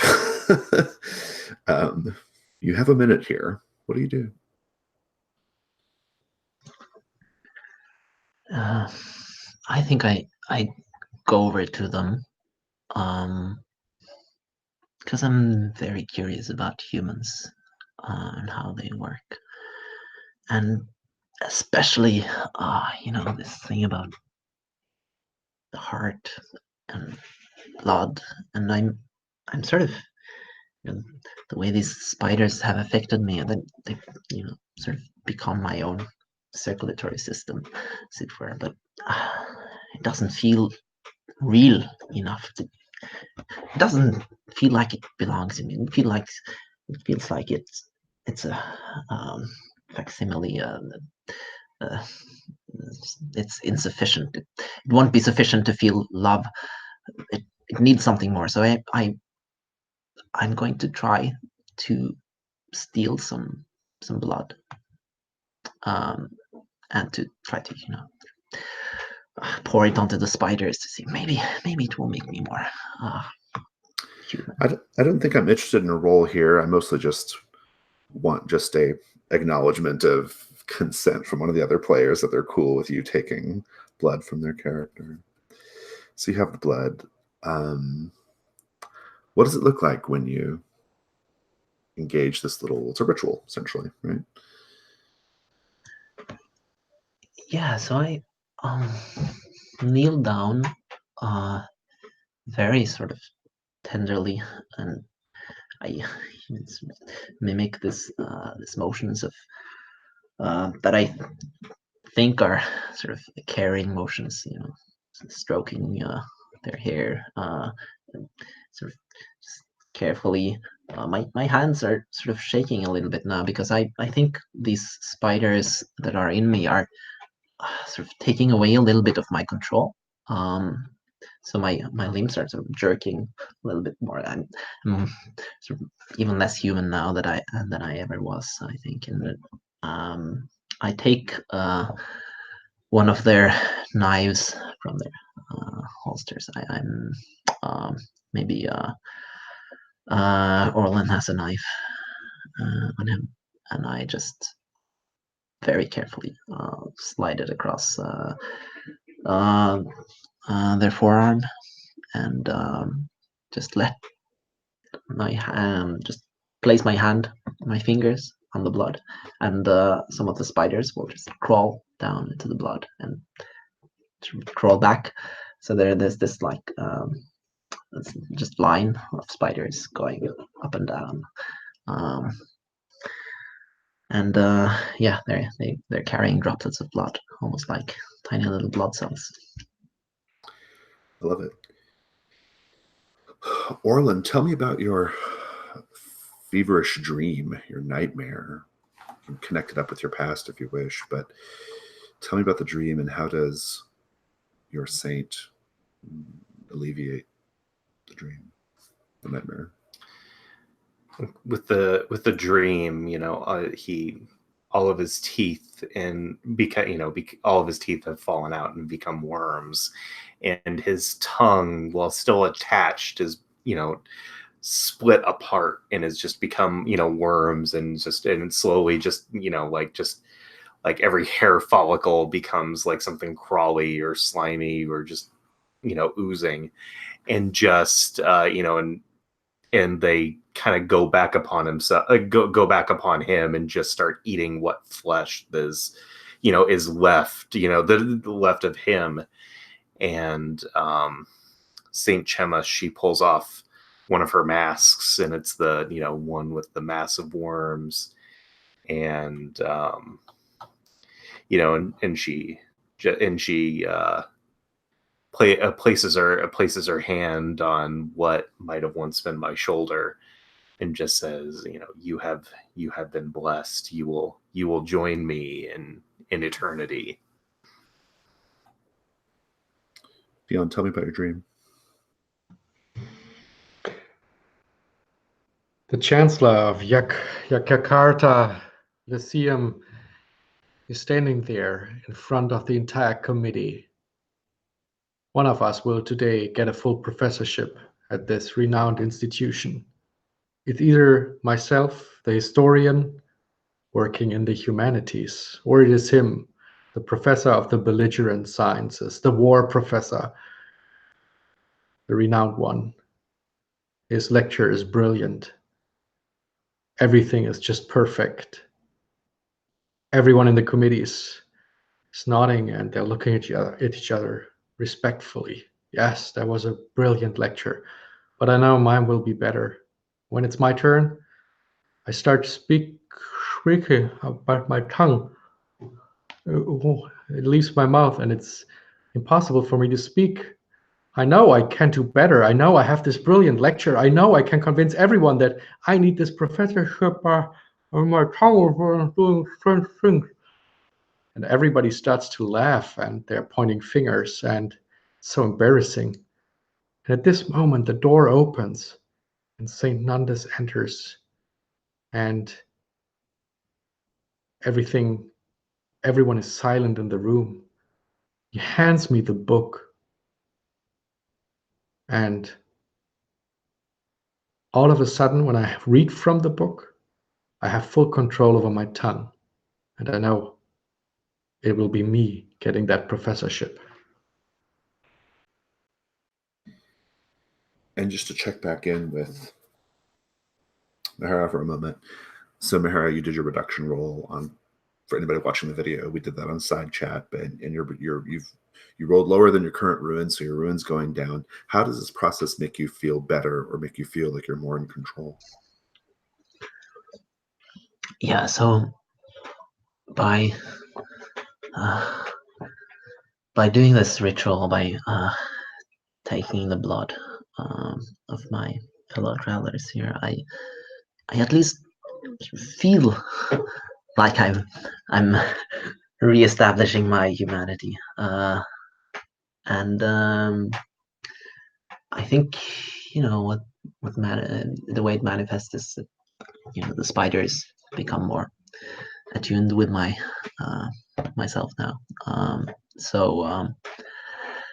Whether that means that I'm more or less human, that's well, up to the audience, I guess. But at least my movements are less jerky now. It's more fluid.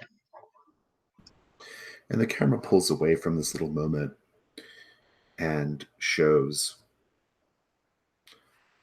that there is something in the fen, something that we know was drawn by the odor of Orland's concoction. Something is coming.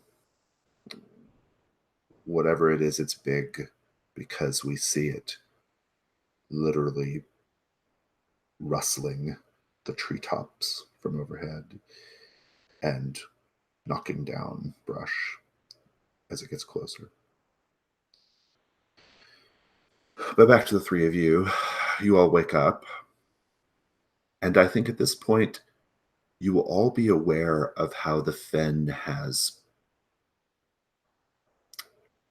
physically changed you. You'll see it on your companions. It can be things we've already talked about, but it can be new things too.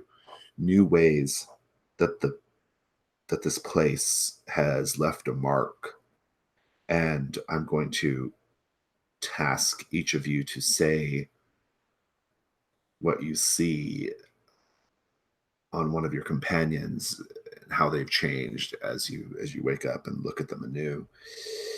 Mahara, you're responsible for Orlan. Orlan, you're responsible for Fionn. Fionn, you're responsible for Mahara. Whoever wants to go first. Clearly, woodworms. Lots of them. When I wake up, and we already said that I'm the one who wakes up first. I'm an old man. I don't need so much sleep. I look over to Mahara and I see how a dozen of woodworms just come out of his body, and they have eaten off her. They have created tunnels through her body. Many woodworms. Oh, I hope Mahara will make it to the end. Thank you.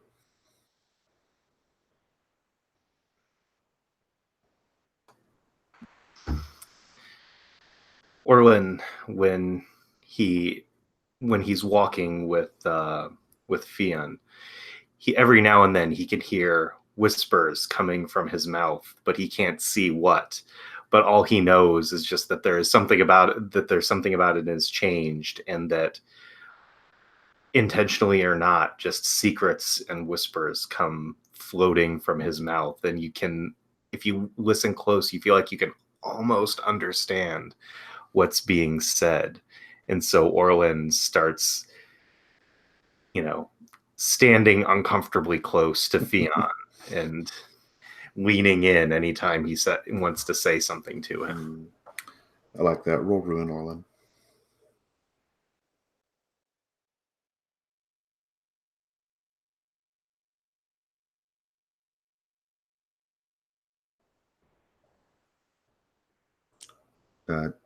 Did you roll Ruin, Orlan? Sorry, one moment. I don't know if you heard me.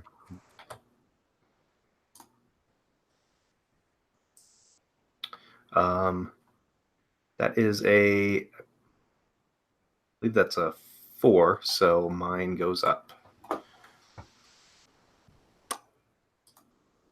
You start to realize that the worms that are now occupying probably fully half of your gum line, they are trying to whisper back to the slug in Fionn's mouth. You've already kind of told us how you react. You're engaging this, right? Yeah, he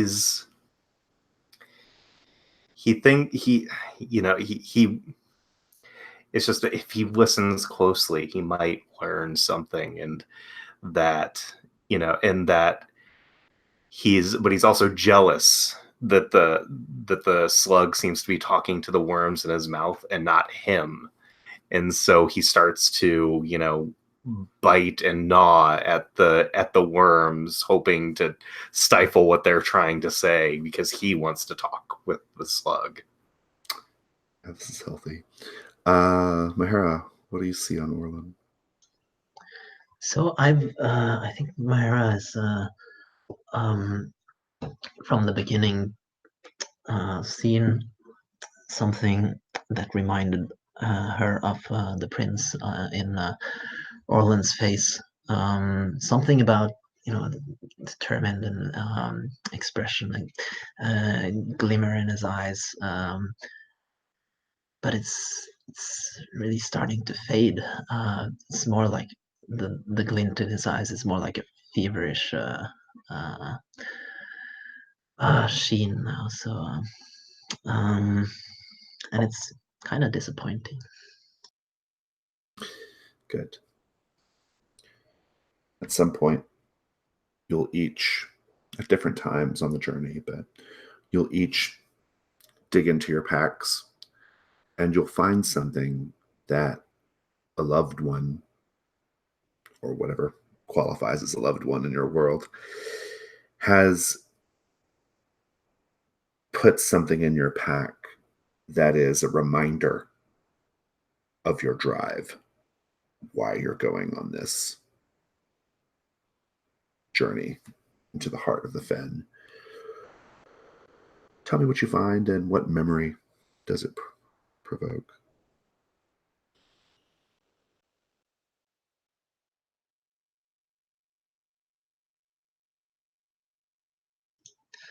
Yeah, so this is my old axe, that I used to cut wood with, and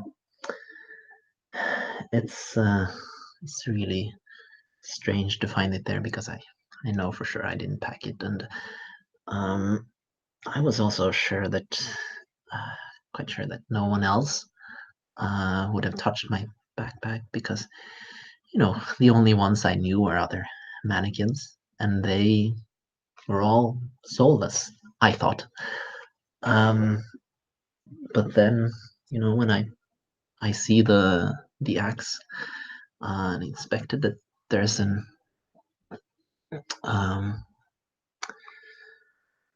there's a sort of rune carved into it, and I recognize this rune from the the book of fairy tales that I used to read, and I realized that it has to be my handler, or the person in charge of this little group of that I was a part of. He must have seen me read the fairy tales and must have, given me this axe as a token of, understanding of some sort. And that is very strange and for me because it's the second human being who has recognized me, and I think it would have changed me profoundly if I hadn't already cut off my heart. Good. Orlin, what do you find? I think in his bag he finds a small, very small kind of like mini like devotional prayer book that was placed there by his childhood friend Basso, who helped initiate him into the cult. And it reminds him that, yes, he wants, it's like he's into all the mystic, secrets crap, but he's been involved in that cult for so long that it's like this family, they are his family, and he did something that made his family disowned him, and that he desperately wants, not just the approval of the supernatural entities, but he wants his family back. He wants that, it's like that he's kind of a terrible, stinking, putrid person, and these are the only other people that have ever wanted to be around him before. Thank you. Fiona? I pull out of my backpack a tiny little piece of paper.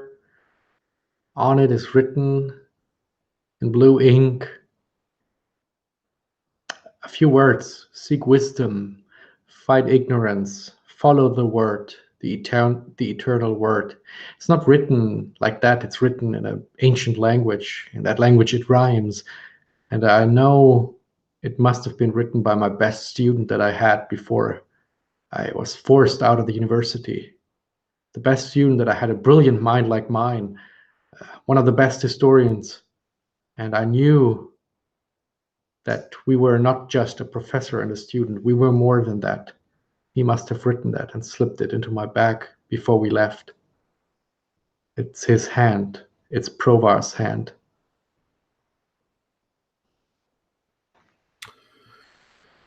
Wonderful. And you continue deeper into the fen. And you start to hear in the distance behind you heavy footfalls.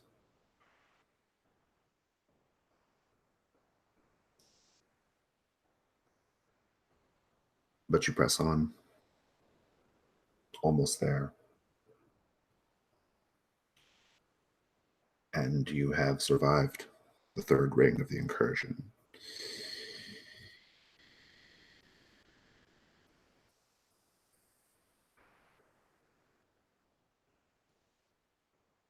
You come upon a clearing where you see 3 people. Hard to say anymore if they're men or women. But they are bloated, reeking of rot. And they have hundreds of black and purple mushrooms, the color of ugly bruises, kind of sprouting all over their skin. One of them is a mannequin like you, Mahara. They are not bloated so much as waterlogged, but they also have these purple and black mushrooms sprouting all over their surface. And the 3 of them are sitting around the ashes of a long dead campfire.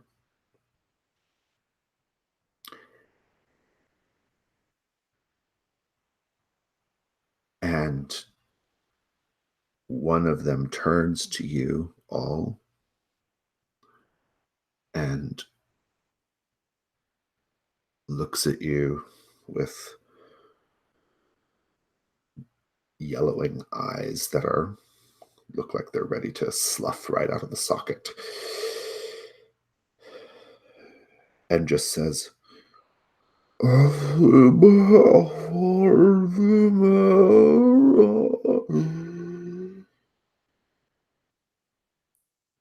the other 2 also try to get your attention, and they say in their meaningless, gurgling speech,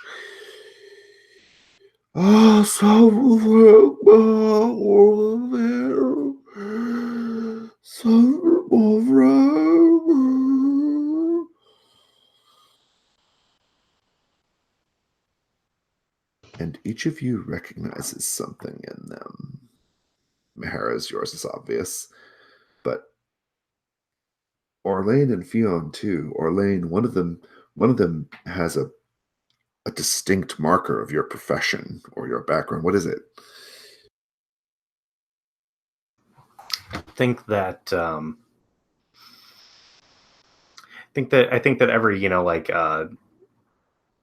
every, every leech, every apothecary has think that it's like proving your education. There's a ring that we all wear. It's just kind of this silver ring with an opal on it, and they're wearing this ring on, kind of it's kind of just dangling off as the flesh has rotted away, but it's still kind of holding on like the bare knuckle of their hand. Fion, the other one, has a similar symbol of your occupation. What is it? It's not so much a symbol, it's just that his hands, if I look closer, are covered in ink, and when one of the worms is just moving over his body out of his, is it a pocket or was it just covered by worms? Out falls a pair of glasses.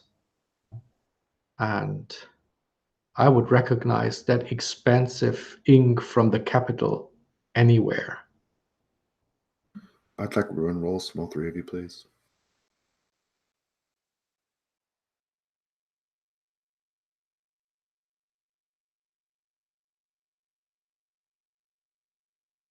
I got a 2. I have a 5, so mine goes up to 5. I also got a 2.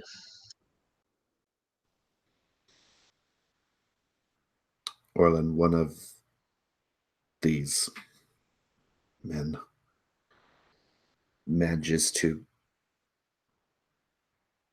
heave its bulk up onto whatever qualifies as its legs, and it begins lumbering in your direction. It's the one with the ring, of course. And it's like he's trying to tell you something. And the worms in your teeth are trying desperately to whisper back to him. They are having a conversation that you can't make any sense of. It's inaudible whispers and these terrible gurgling gibberish noises coming out of the man's mouth, and his hands are outstretched toward you, and he lumbers forward. Oh, so what do you do?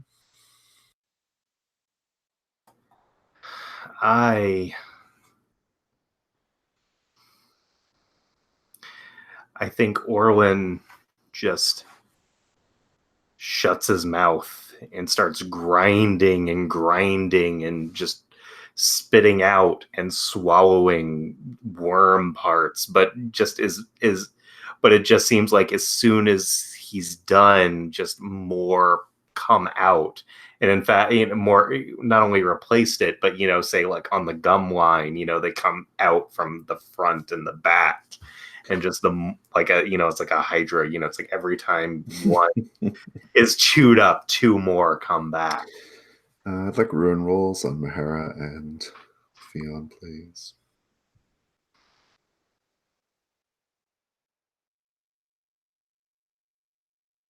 Five, so mine goes up. You are at 5 now, or? I'm at 5 now, yeah. Okay. It's a 3 for me. Okay, holding steady. Fion, how do you feel when you see this? Well, the whole scene as described so far. What are you thinking? And how are you feeling about the fact that your tongue is also trying to communicate with these bloated creatures? The most disgusting moment when I look at Orlin is that when I see that he opens his mouth and I see that there are no teeth and all those worms, they are feeding him. They're throwing down his throat other worms. This is really disgusting. And I can feel it in my stomach. It hurts and I want to throw up, but the only thing that comes out is that slug, and it says something in a language I do not understand, even though I understand so many languages. I speak 12 languages, but not that one. What is this slug trying to tell me? If the slug is fully visible to Mara and to Orlin, I would like, well, not Orlin. Orlin, you're busy. Mara, I'd like another roll from you, please.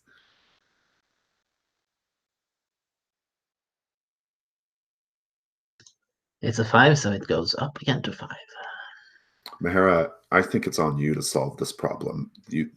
All three of these creatures are eventually going to get up and be approaching like they want to grab you, take hold of you. It's unclear what they want to do, but it can't be good. So what do you do? Yeah. And here rituals might be in order if you have a ritual. Yes, that's definitely what I'm thinking. So I'm reaching into my bag for to see if I have any more of my wooden carvings, and I think the only thing I find is the axe. So I snap the shaft of the axe in two and take the piece without the metal head, and I sort of pull at the splinters to make rough shapes, arms and legs. The only thing I really need here is the ability to move about, and I hold it in my hand, and I whisper, "Tahari har tarihi, little former tree, row again tarihi, I and live in thee." And I think to complete this ritual, I need to sort of break up of a bit of myself, and so I sort of take a little part of I think my finger there's a little sort of splinter there. I tear it off and I stick it into this little wooden thing, and it enlivens. So I think we've got a roll here. What do you hope to accomplish right now? So I'm just hoping that it can, because it won't be large enough to fight them or anything. So I'm hoping that it can sort of run up on their legs and go into their faces and sort of just stab at them and distract them, so we can. So you can make a getaway. Yeah. Like that. How could this go wrong, Chris or Ika?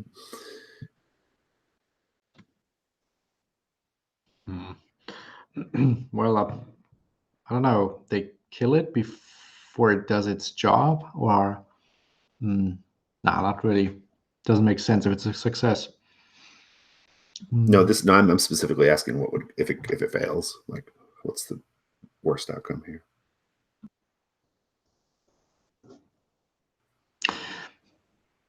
I don't know. You create this thing and you send it over to fight for you, but it fights against us. It starts eating at you. I think it could. I would suggest that maybe you all get overwhelmed, possibly, by the creatures. Any thoughts, Chris? My thoughts were kind of along similar lines. I mean, yeah. I mean, the other thing would just be possibly that the piece that she took off of, she took off more than what she had meant and actually harms herself in the process, or she needs more than what she thought. Yeah, that's pretty good. That might be a good devil's bargain also. Well, so let's take a look at your die. Your dice. I think you get a light die for construction for sure, and artifice. And you get a dark die because you're using a ritual. Any devil's bargains? I like what Chris was offering there as a devil's bargain, personally. But... Yeah, I like that too. So okay, so you have to take off like something really no matter what, you have to sacrifice a big piece of you, basically. So 2 light dice, 1 dark die.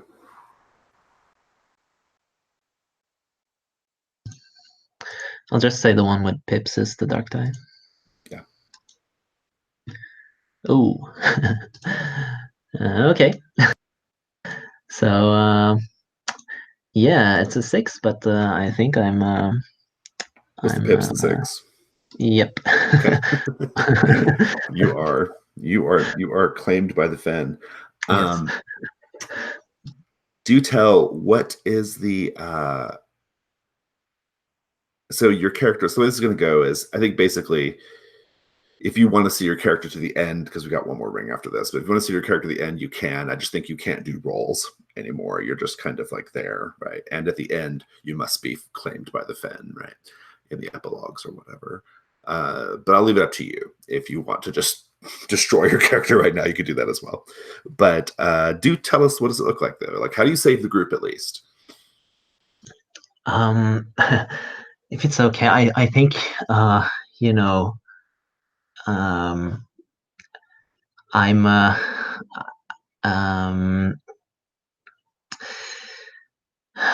well, I think what's going to happen is that I send forth this little creature, and it's clearly not enough. They just grab it and eat it. It's so small. So I start, I tear off my arm, and do a very quick ritual. It doesn't take much because this is already living, but the same thing happens. It's just not enough, and so I just tear myself to pieces and send all of the pieces. The only thing that remains is my I think it's my head and torso.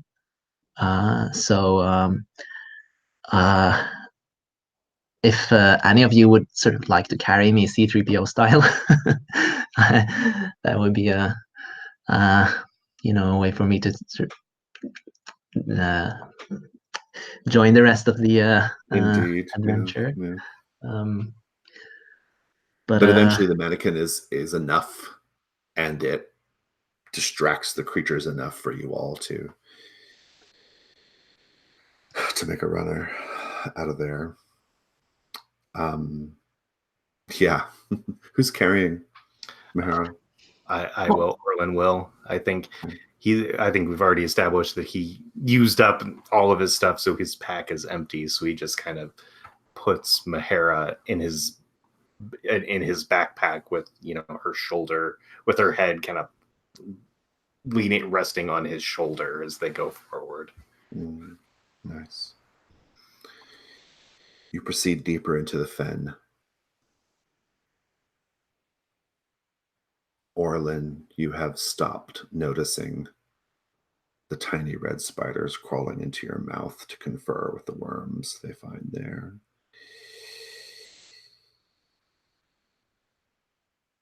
You have been hearing these thundering steps, this crashing brush behind you, and that thing reveals itself.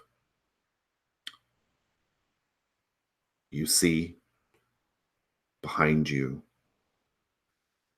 a stag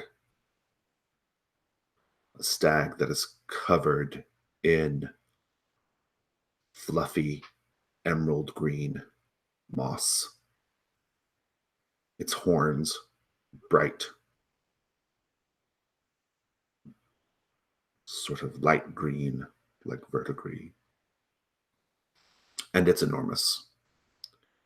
It is 15 feet high at the shoulder. Just titanic. And it's snorting at you. It has been tracking you, and now it has you. And it lowers its rack of horns and is getting ready to charge. Fionn, what do you do?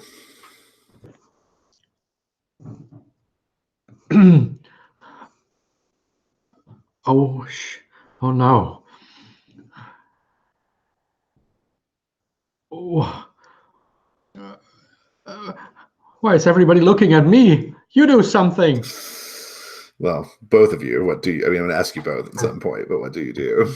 I'm currently paralyzed looking at this monster. I'd like ruin rolls from both of you Yeah. at the sight of the monster. Okay. A 6. Oh no. Shit. What does that pump you up to? To 6, actually. You are lost to the fen. We'll talk about that in a minute. How'd you do? I'm at a 4, so I'm good still. Okay. You're lost to the fen, Fionn, so you can escape or not as you wish. I don't need any die rolls from you. But Orlin, what do you do? I think that he sees this huge creature, and he believes, I don't know if this is true, that this is the spirit of the forest or one of the spirits, and he's going to try to do a ritual. He's going to try to use his bottle ritual by forcing the spirit into a physical object. You're going to try to capture the stag's spirit. Yes, I'm going to try to capture it. I believe that maybe I have one last empty bottle that he's going to try to capture the stag in. Einar and Ica, what could go wrong here? What's the worst outcome? I'll do the easy one. You get speared and crucified on this creature's antlers. So the ritual goes wrong, and you get captured inside a bottle instead of the monster. That would be bad. Ica, any thoughts? Oh, I like that second one. It's really bad and evil, but I like it. Let's take a look at your die pool, Orlin. Do you get a light die for background or occupation here? Don't know. Unless you can work a lore angle in there, I'm not sure. I guess with lore and his work in cults, I think that he's maybe done this before. Mm-hmm. And has... Tell me what you've heard about this creature, and I'll give you the light die. Sure. I think this creature represents, it represents like just all of the life that's basically... It's kind of the spirit that represents all of the life in the forest that, while being corrupted by the forest, still manages to thrive and has accepted the forest within them. Nice. Okay. So you get a light die, you get dark die for the ritual. Any devil's bargains?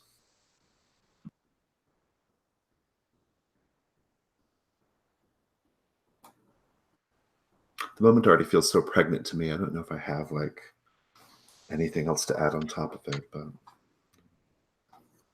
maybe the others do. You could lose me. No matter what, you are no longer being carried. Yeah. Or maybe it won't fit in the bottle, and I have to put it in what's left of you, Mara. That'd be pretty good too. I like that personally, but what do you think? I mean, Mahara, are you cool with that? If like the spirit is okay. And I take two light dice and one dark die. No matter what, it's going into Mahara because that's devil's bargain. So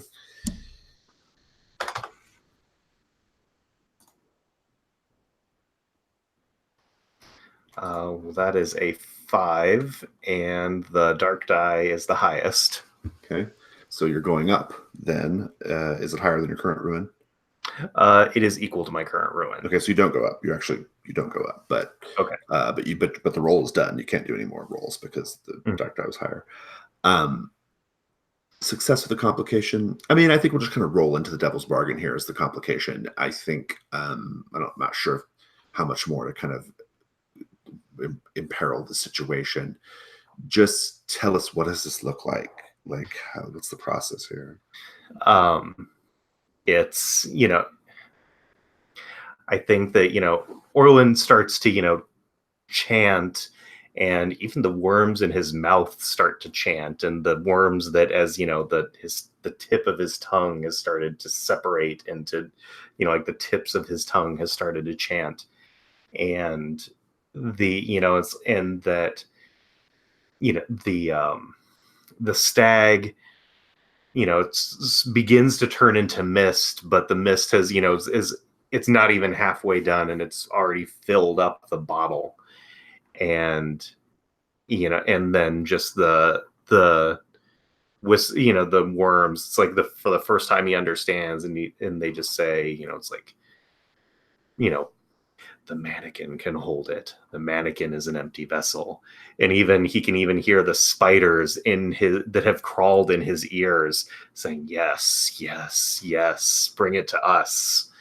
And so then he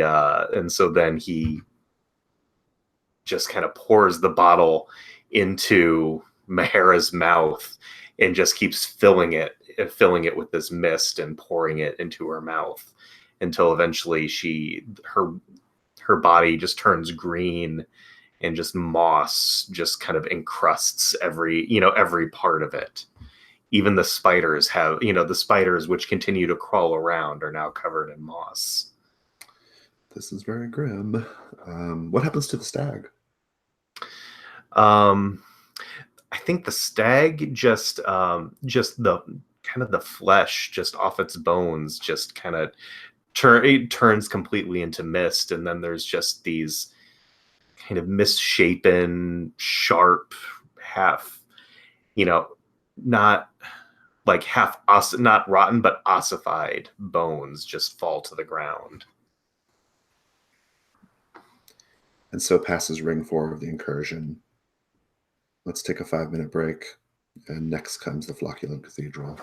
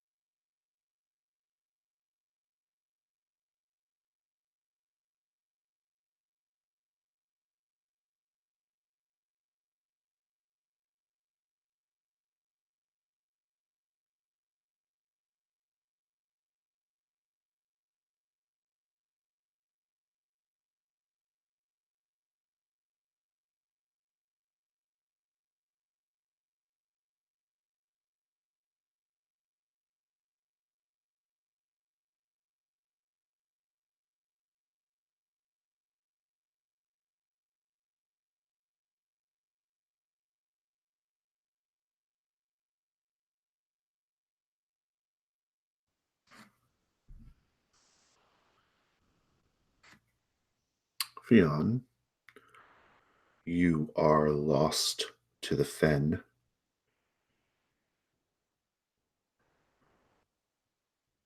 You are alive, but lost. As we continue deeper, getting closer, ever closer to the Flocculent Cathedral, how do we know you're lost to the fen?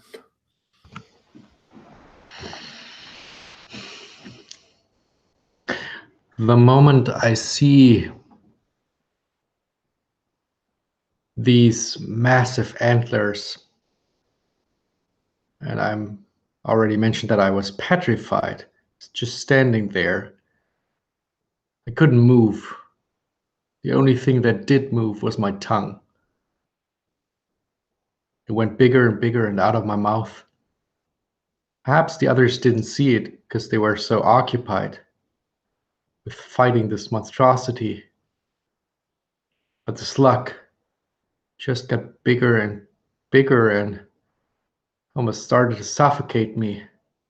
I fell down on the floor, and my backpack that I was wearing on my shoulders, on my back, it formed like a snail shell.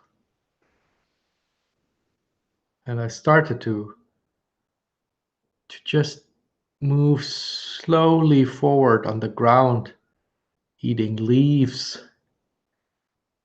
and entirely new sensations. I've never seen the world like this before. I know who I am. I am I can't remember my name. I only know that I wanna eat, and that I wanna be on the ground, and hopefully no bird will find me. And so I think I slowly turn into a snail. And if anything dangerous happens to me, I hide in my shell. Nice. Good. So you're probably not even continuing the journey then. No, I didn't think so. Good.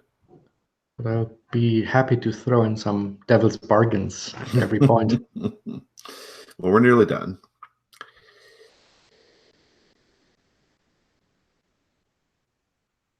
Orlin. Possibly Mahara. Don't know if you can still hear anything, Mahara, or aware of anything. But Orlin, you start to hear the hymns of the fen as you approach the cathedral. The hymnal is sung in the voice of thousands of chittering insects and croaking bullfrogs. It's just a cacophony of noise to anyone else, but you hear it for what it really is. It's religious expression. And the cathedral itself appears before you. It's a natural grove of colossal, tightly packed trees, utterly overgrown with thick layers of moss, lichen, many feet thick. But in between the tiny gaps of the boughs of this structure, you can make out the interior. It looks like a cathedral. There's an altar made of meteoric iron, a delicately wrought silver candelabra, statues, some of them the sisters.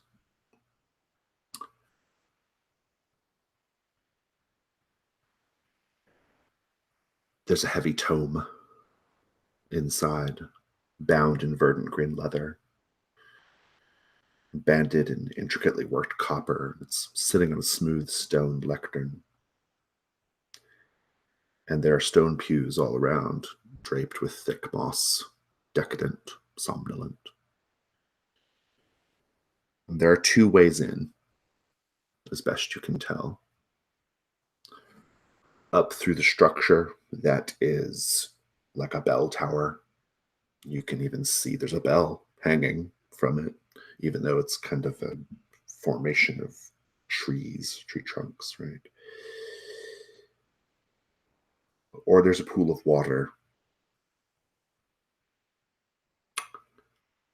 A pool of water that almost certainly feeds a well that you also saw on the inside of the cathedral.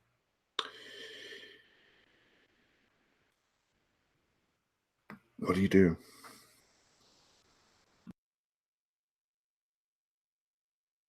You're muted.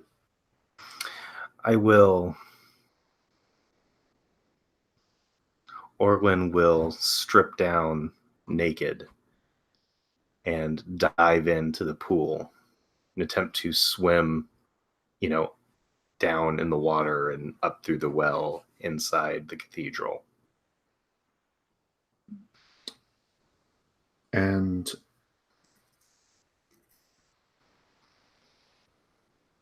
I think there's a chance you don't make it. So let's roll.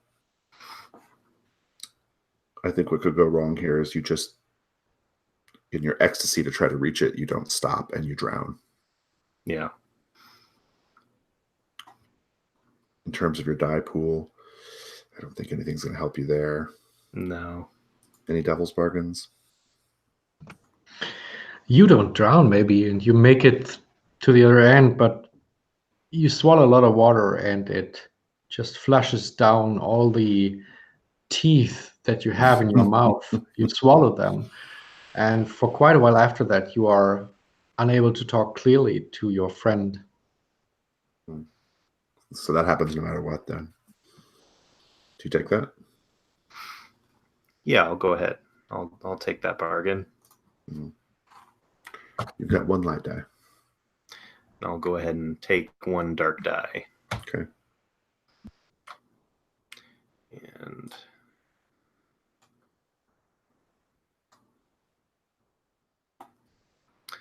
okay, I got a 5. The dark die is the 5, and that is equal to my ruin. So you're going to get in. You're going to take in a lot of water. I think the complication is that I think you take in all the water and you're just I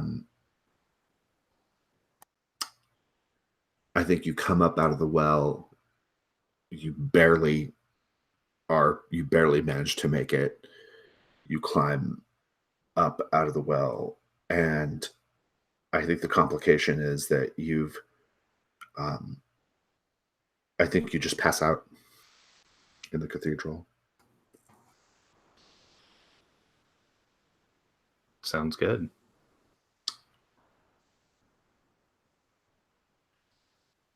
And here we see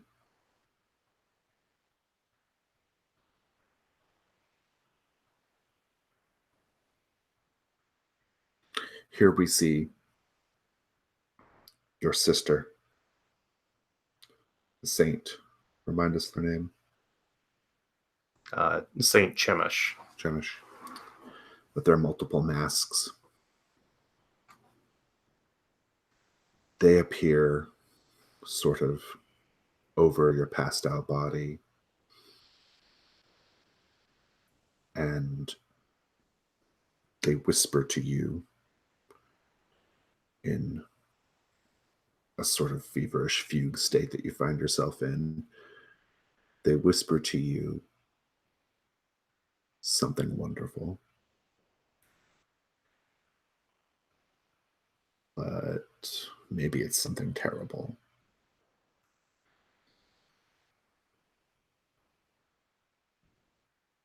But in any case, whatever it is, it's blood. Blood is the requirement. Blood is what you must offer in order to achieve everything you wish to achieve.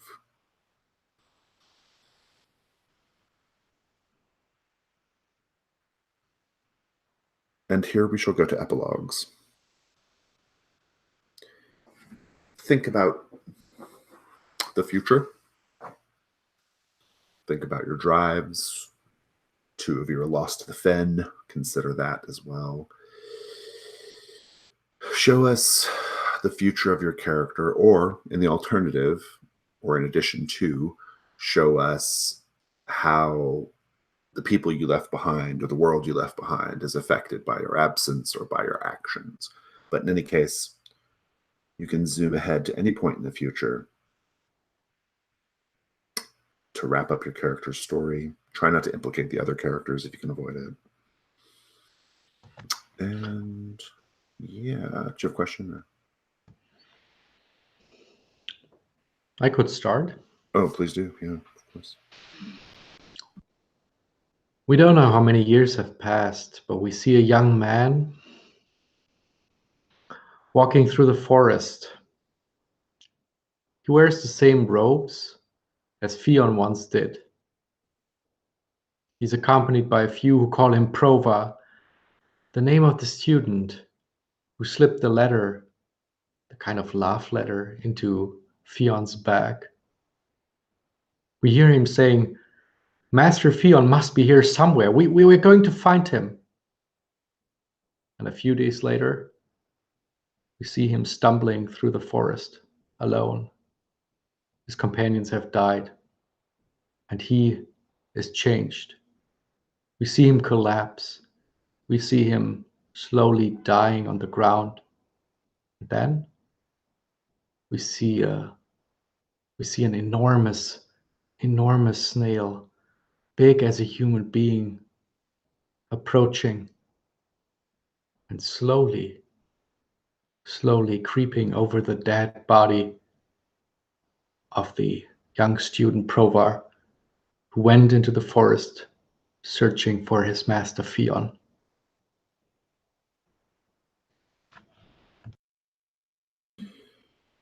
Good, thank you. Mahara?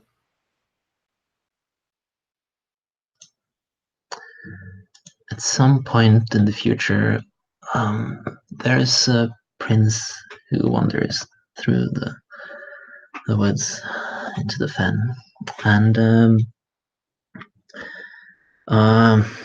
on the at the entrance, or not long after he wandered in, he found something on the ground. He saw as a token of good luck. It was a heart-shaped object, and he brought it with him deeper into the woods after it had changed him. He felt it start to beat in his pocket. As he did that, he heard a kind of strange wooden voice singing out the hymn of the fen. And he went something like this: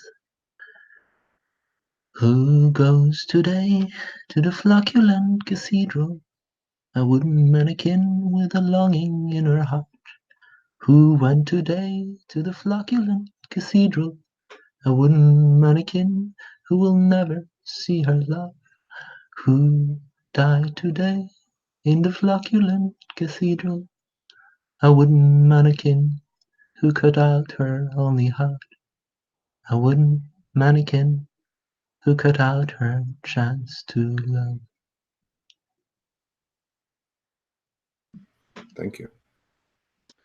Orlin.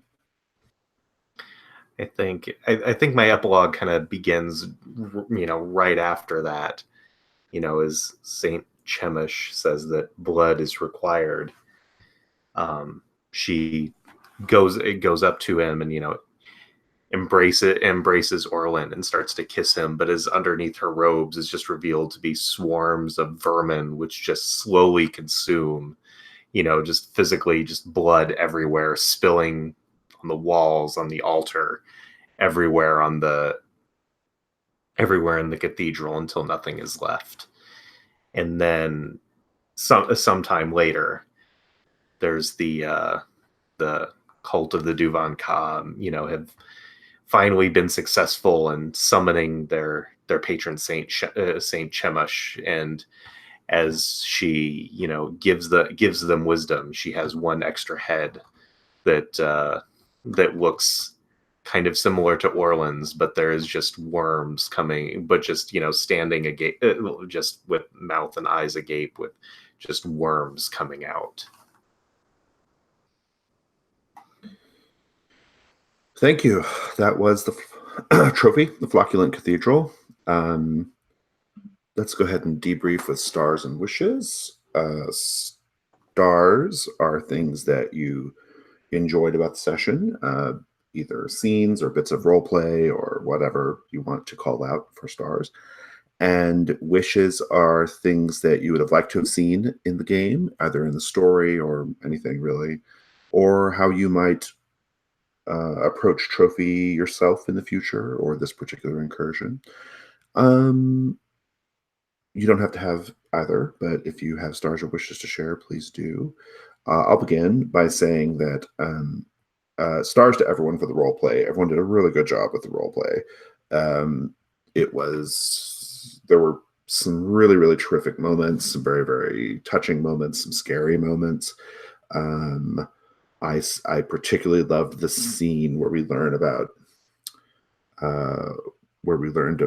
the prince and the mannequin. That whole scene was really, really good. It was very tender and kind of, for me, it was particularly kind of good because I knew that the two people on the hill were corpses. But so it kind of had this sort of underlying sort of tragedy to me.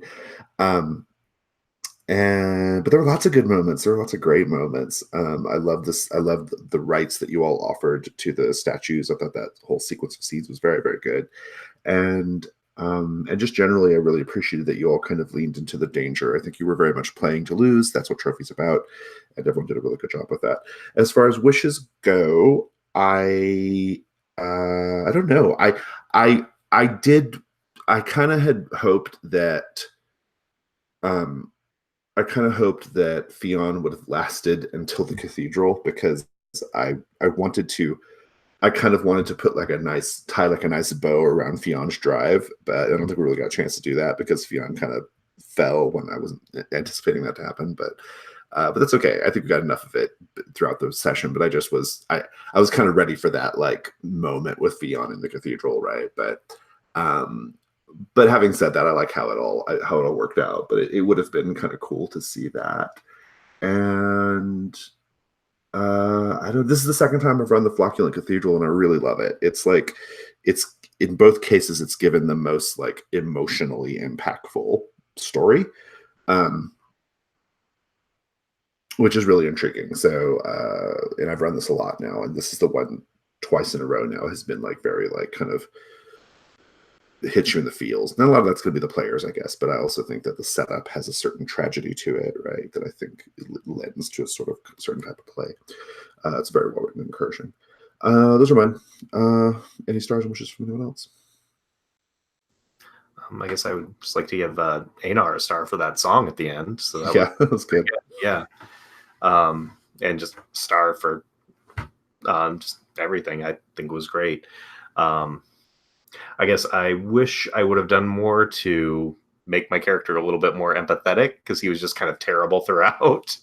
Or because I guess, it's my drive was effectively involved. It was supposed to involve the governor of Fort Durin, and that didn't really come up. It was always, in service to getting back into his cult, but it didn't really. I was never really able to figure out a way to bring that in. I didn't find it distracting from the story at all. I mean, it felt like we got a good arc there. But, anyone else? I really loved your characterization of Fionn, your big scared eyes, and the voice work you did was excellent, I thought. And also I really like how much time you gave us, Jason, to think a little bit and to explain the things. Get it? It's good to have that moment to even think of something and then maybe even change your mind once, especially for these. There are not that many moments, so it's good to get those moments right. And overall, just really great. Awesome. Eka, any stars or wishes? Yeah, thank you all. It was a very intense session. Perfect roleplay from everyone. And I can also say the song in the end was very, very good. Well, lots of scenes that I really enjoyed. It was very bleak. It's interesting. Yesterday I ran the what's the name of the standard incursion, the 10,000 Dreams. Mm-hmm. Where you have more player versus player. I mean, they're all suspicious and start, sabotaging each other. And here it's just, everyone just turns into worms and things and slowly decays. And it's so hopeless and bleak. It's interesting how different it felt from the incursion I was running yesterday. That was very, very good experience. Very, very interesting. Yeah. And I hope I was thinking about going on to the fifth ring with you, but then I thought, okay, I ended up at 6, so maybe I just do what the rules tell you to do. You're out of the game, and just be there, enjoy the rest. I thought, okay, maybe as a snail I can have like one final appearance in the temple, in the cathedral. But I hope I didn't ruin your sort of plans or anything. Oh gosh, no. I mean, I was mostly interested in seeing like. So the last time I ran the Flocculent Cathedral, they all made it to the cathedral, right? And they kind of engaged in this sort of kind of self-sacrificing blood ritual thing, and it was really fucking gruesome, but it was also very like beautiful and tragic, and I think I just wanted to see like a little bit more of like how you kind of would give yourself over to the sisters, right? But in your case and in Mahara's case, you the sisters didn't win, right? Like the Fen won, right, in a way, right? And so I thought that was super interesting. So yeah, it was just a different like timeline of our story, I suppose. But it's neither here nor there. It's just would have been interesting, but was not this positive of anything. Cool. Well, that was great. It was a really, really grim session. It was quite bleak, but it felt very trophy. Like it felt like this is how like trophy should feel to me, right? And then I really enjoyed it. So I like to marinate in these like dark, tragic, bleak ideas. So it was all really good for that. I don't have anything else though. Thank you all so much, and I think I'm good. Anything else before we go, or? So I just observation for myself. I sort of think after I cut out my heart in the very beginning, sort of got the idea that I was already sort of lost from that moment. Yeah. Stuck in my head a little bit. So I think that's a little bit of a detriment, I think, to get stuck early on ideas like. I mean, I thought it led to a really great tragic story. I mean, I thought it was really enjoyable, but it definitely got kind of, yeah, you were definitely like aiming toward like, I'm done, right? Like Mahara is, and it was so sad because we know why Mahara's going. Like you even told us that like it was like that she misunderstood what was going on, right? And there's just something like kind of fundamentally like sad about that, right? Very, very heavy amounts of pathos, right? So but yeah, anyway. Okay, anything else before we go? We all good? All right. Well, thank you all so much. I'm going to stop this.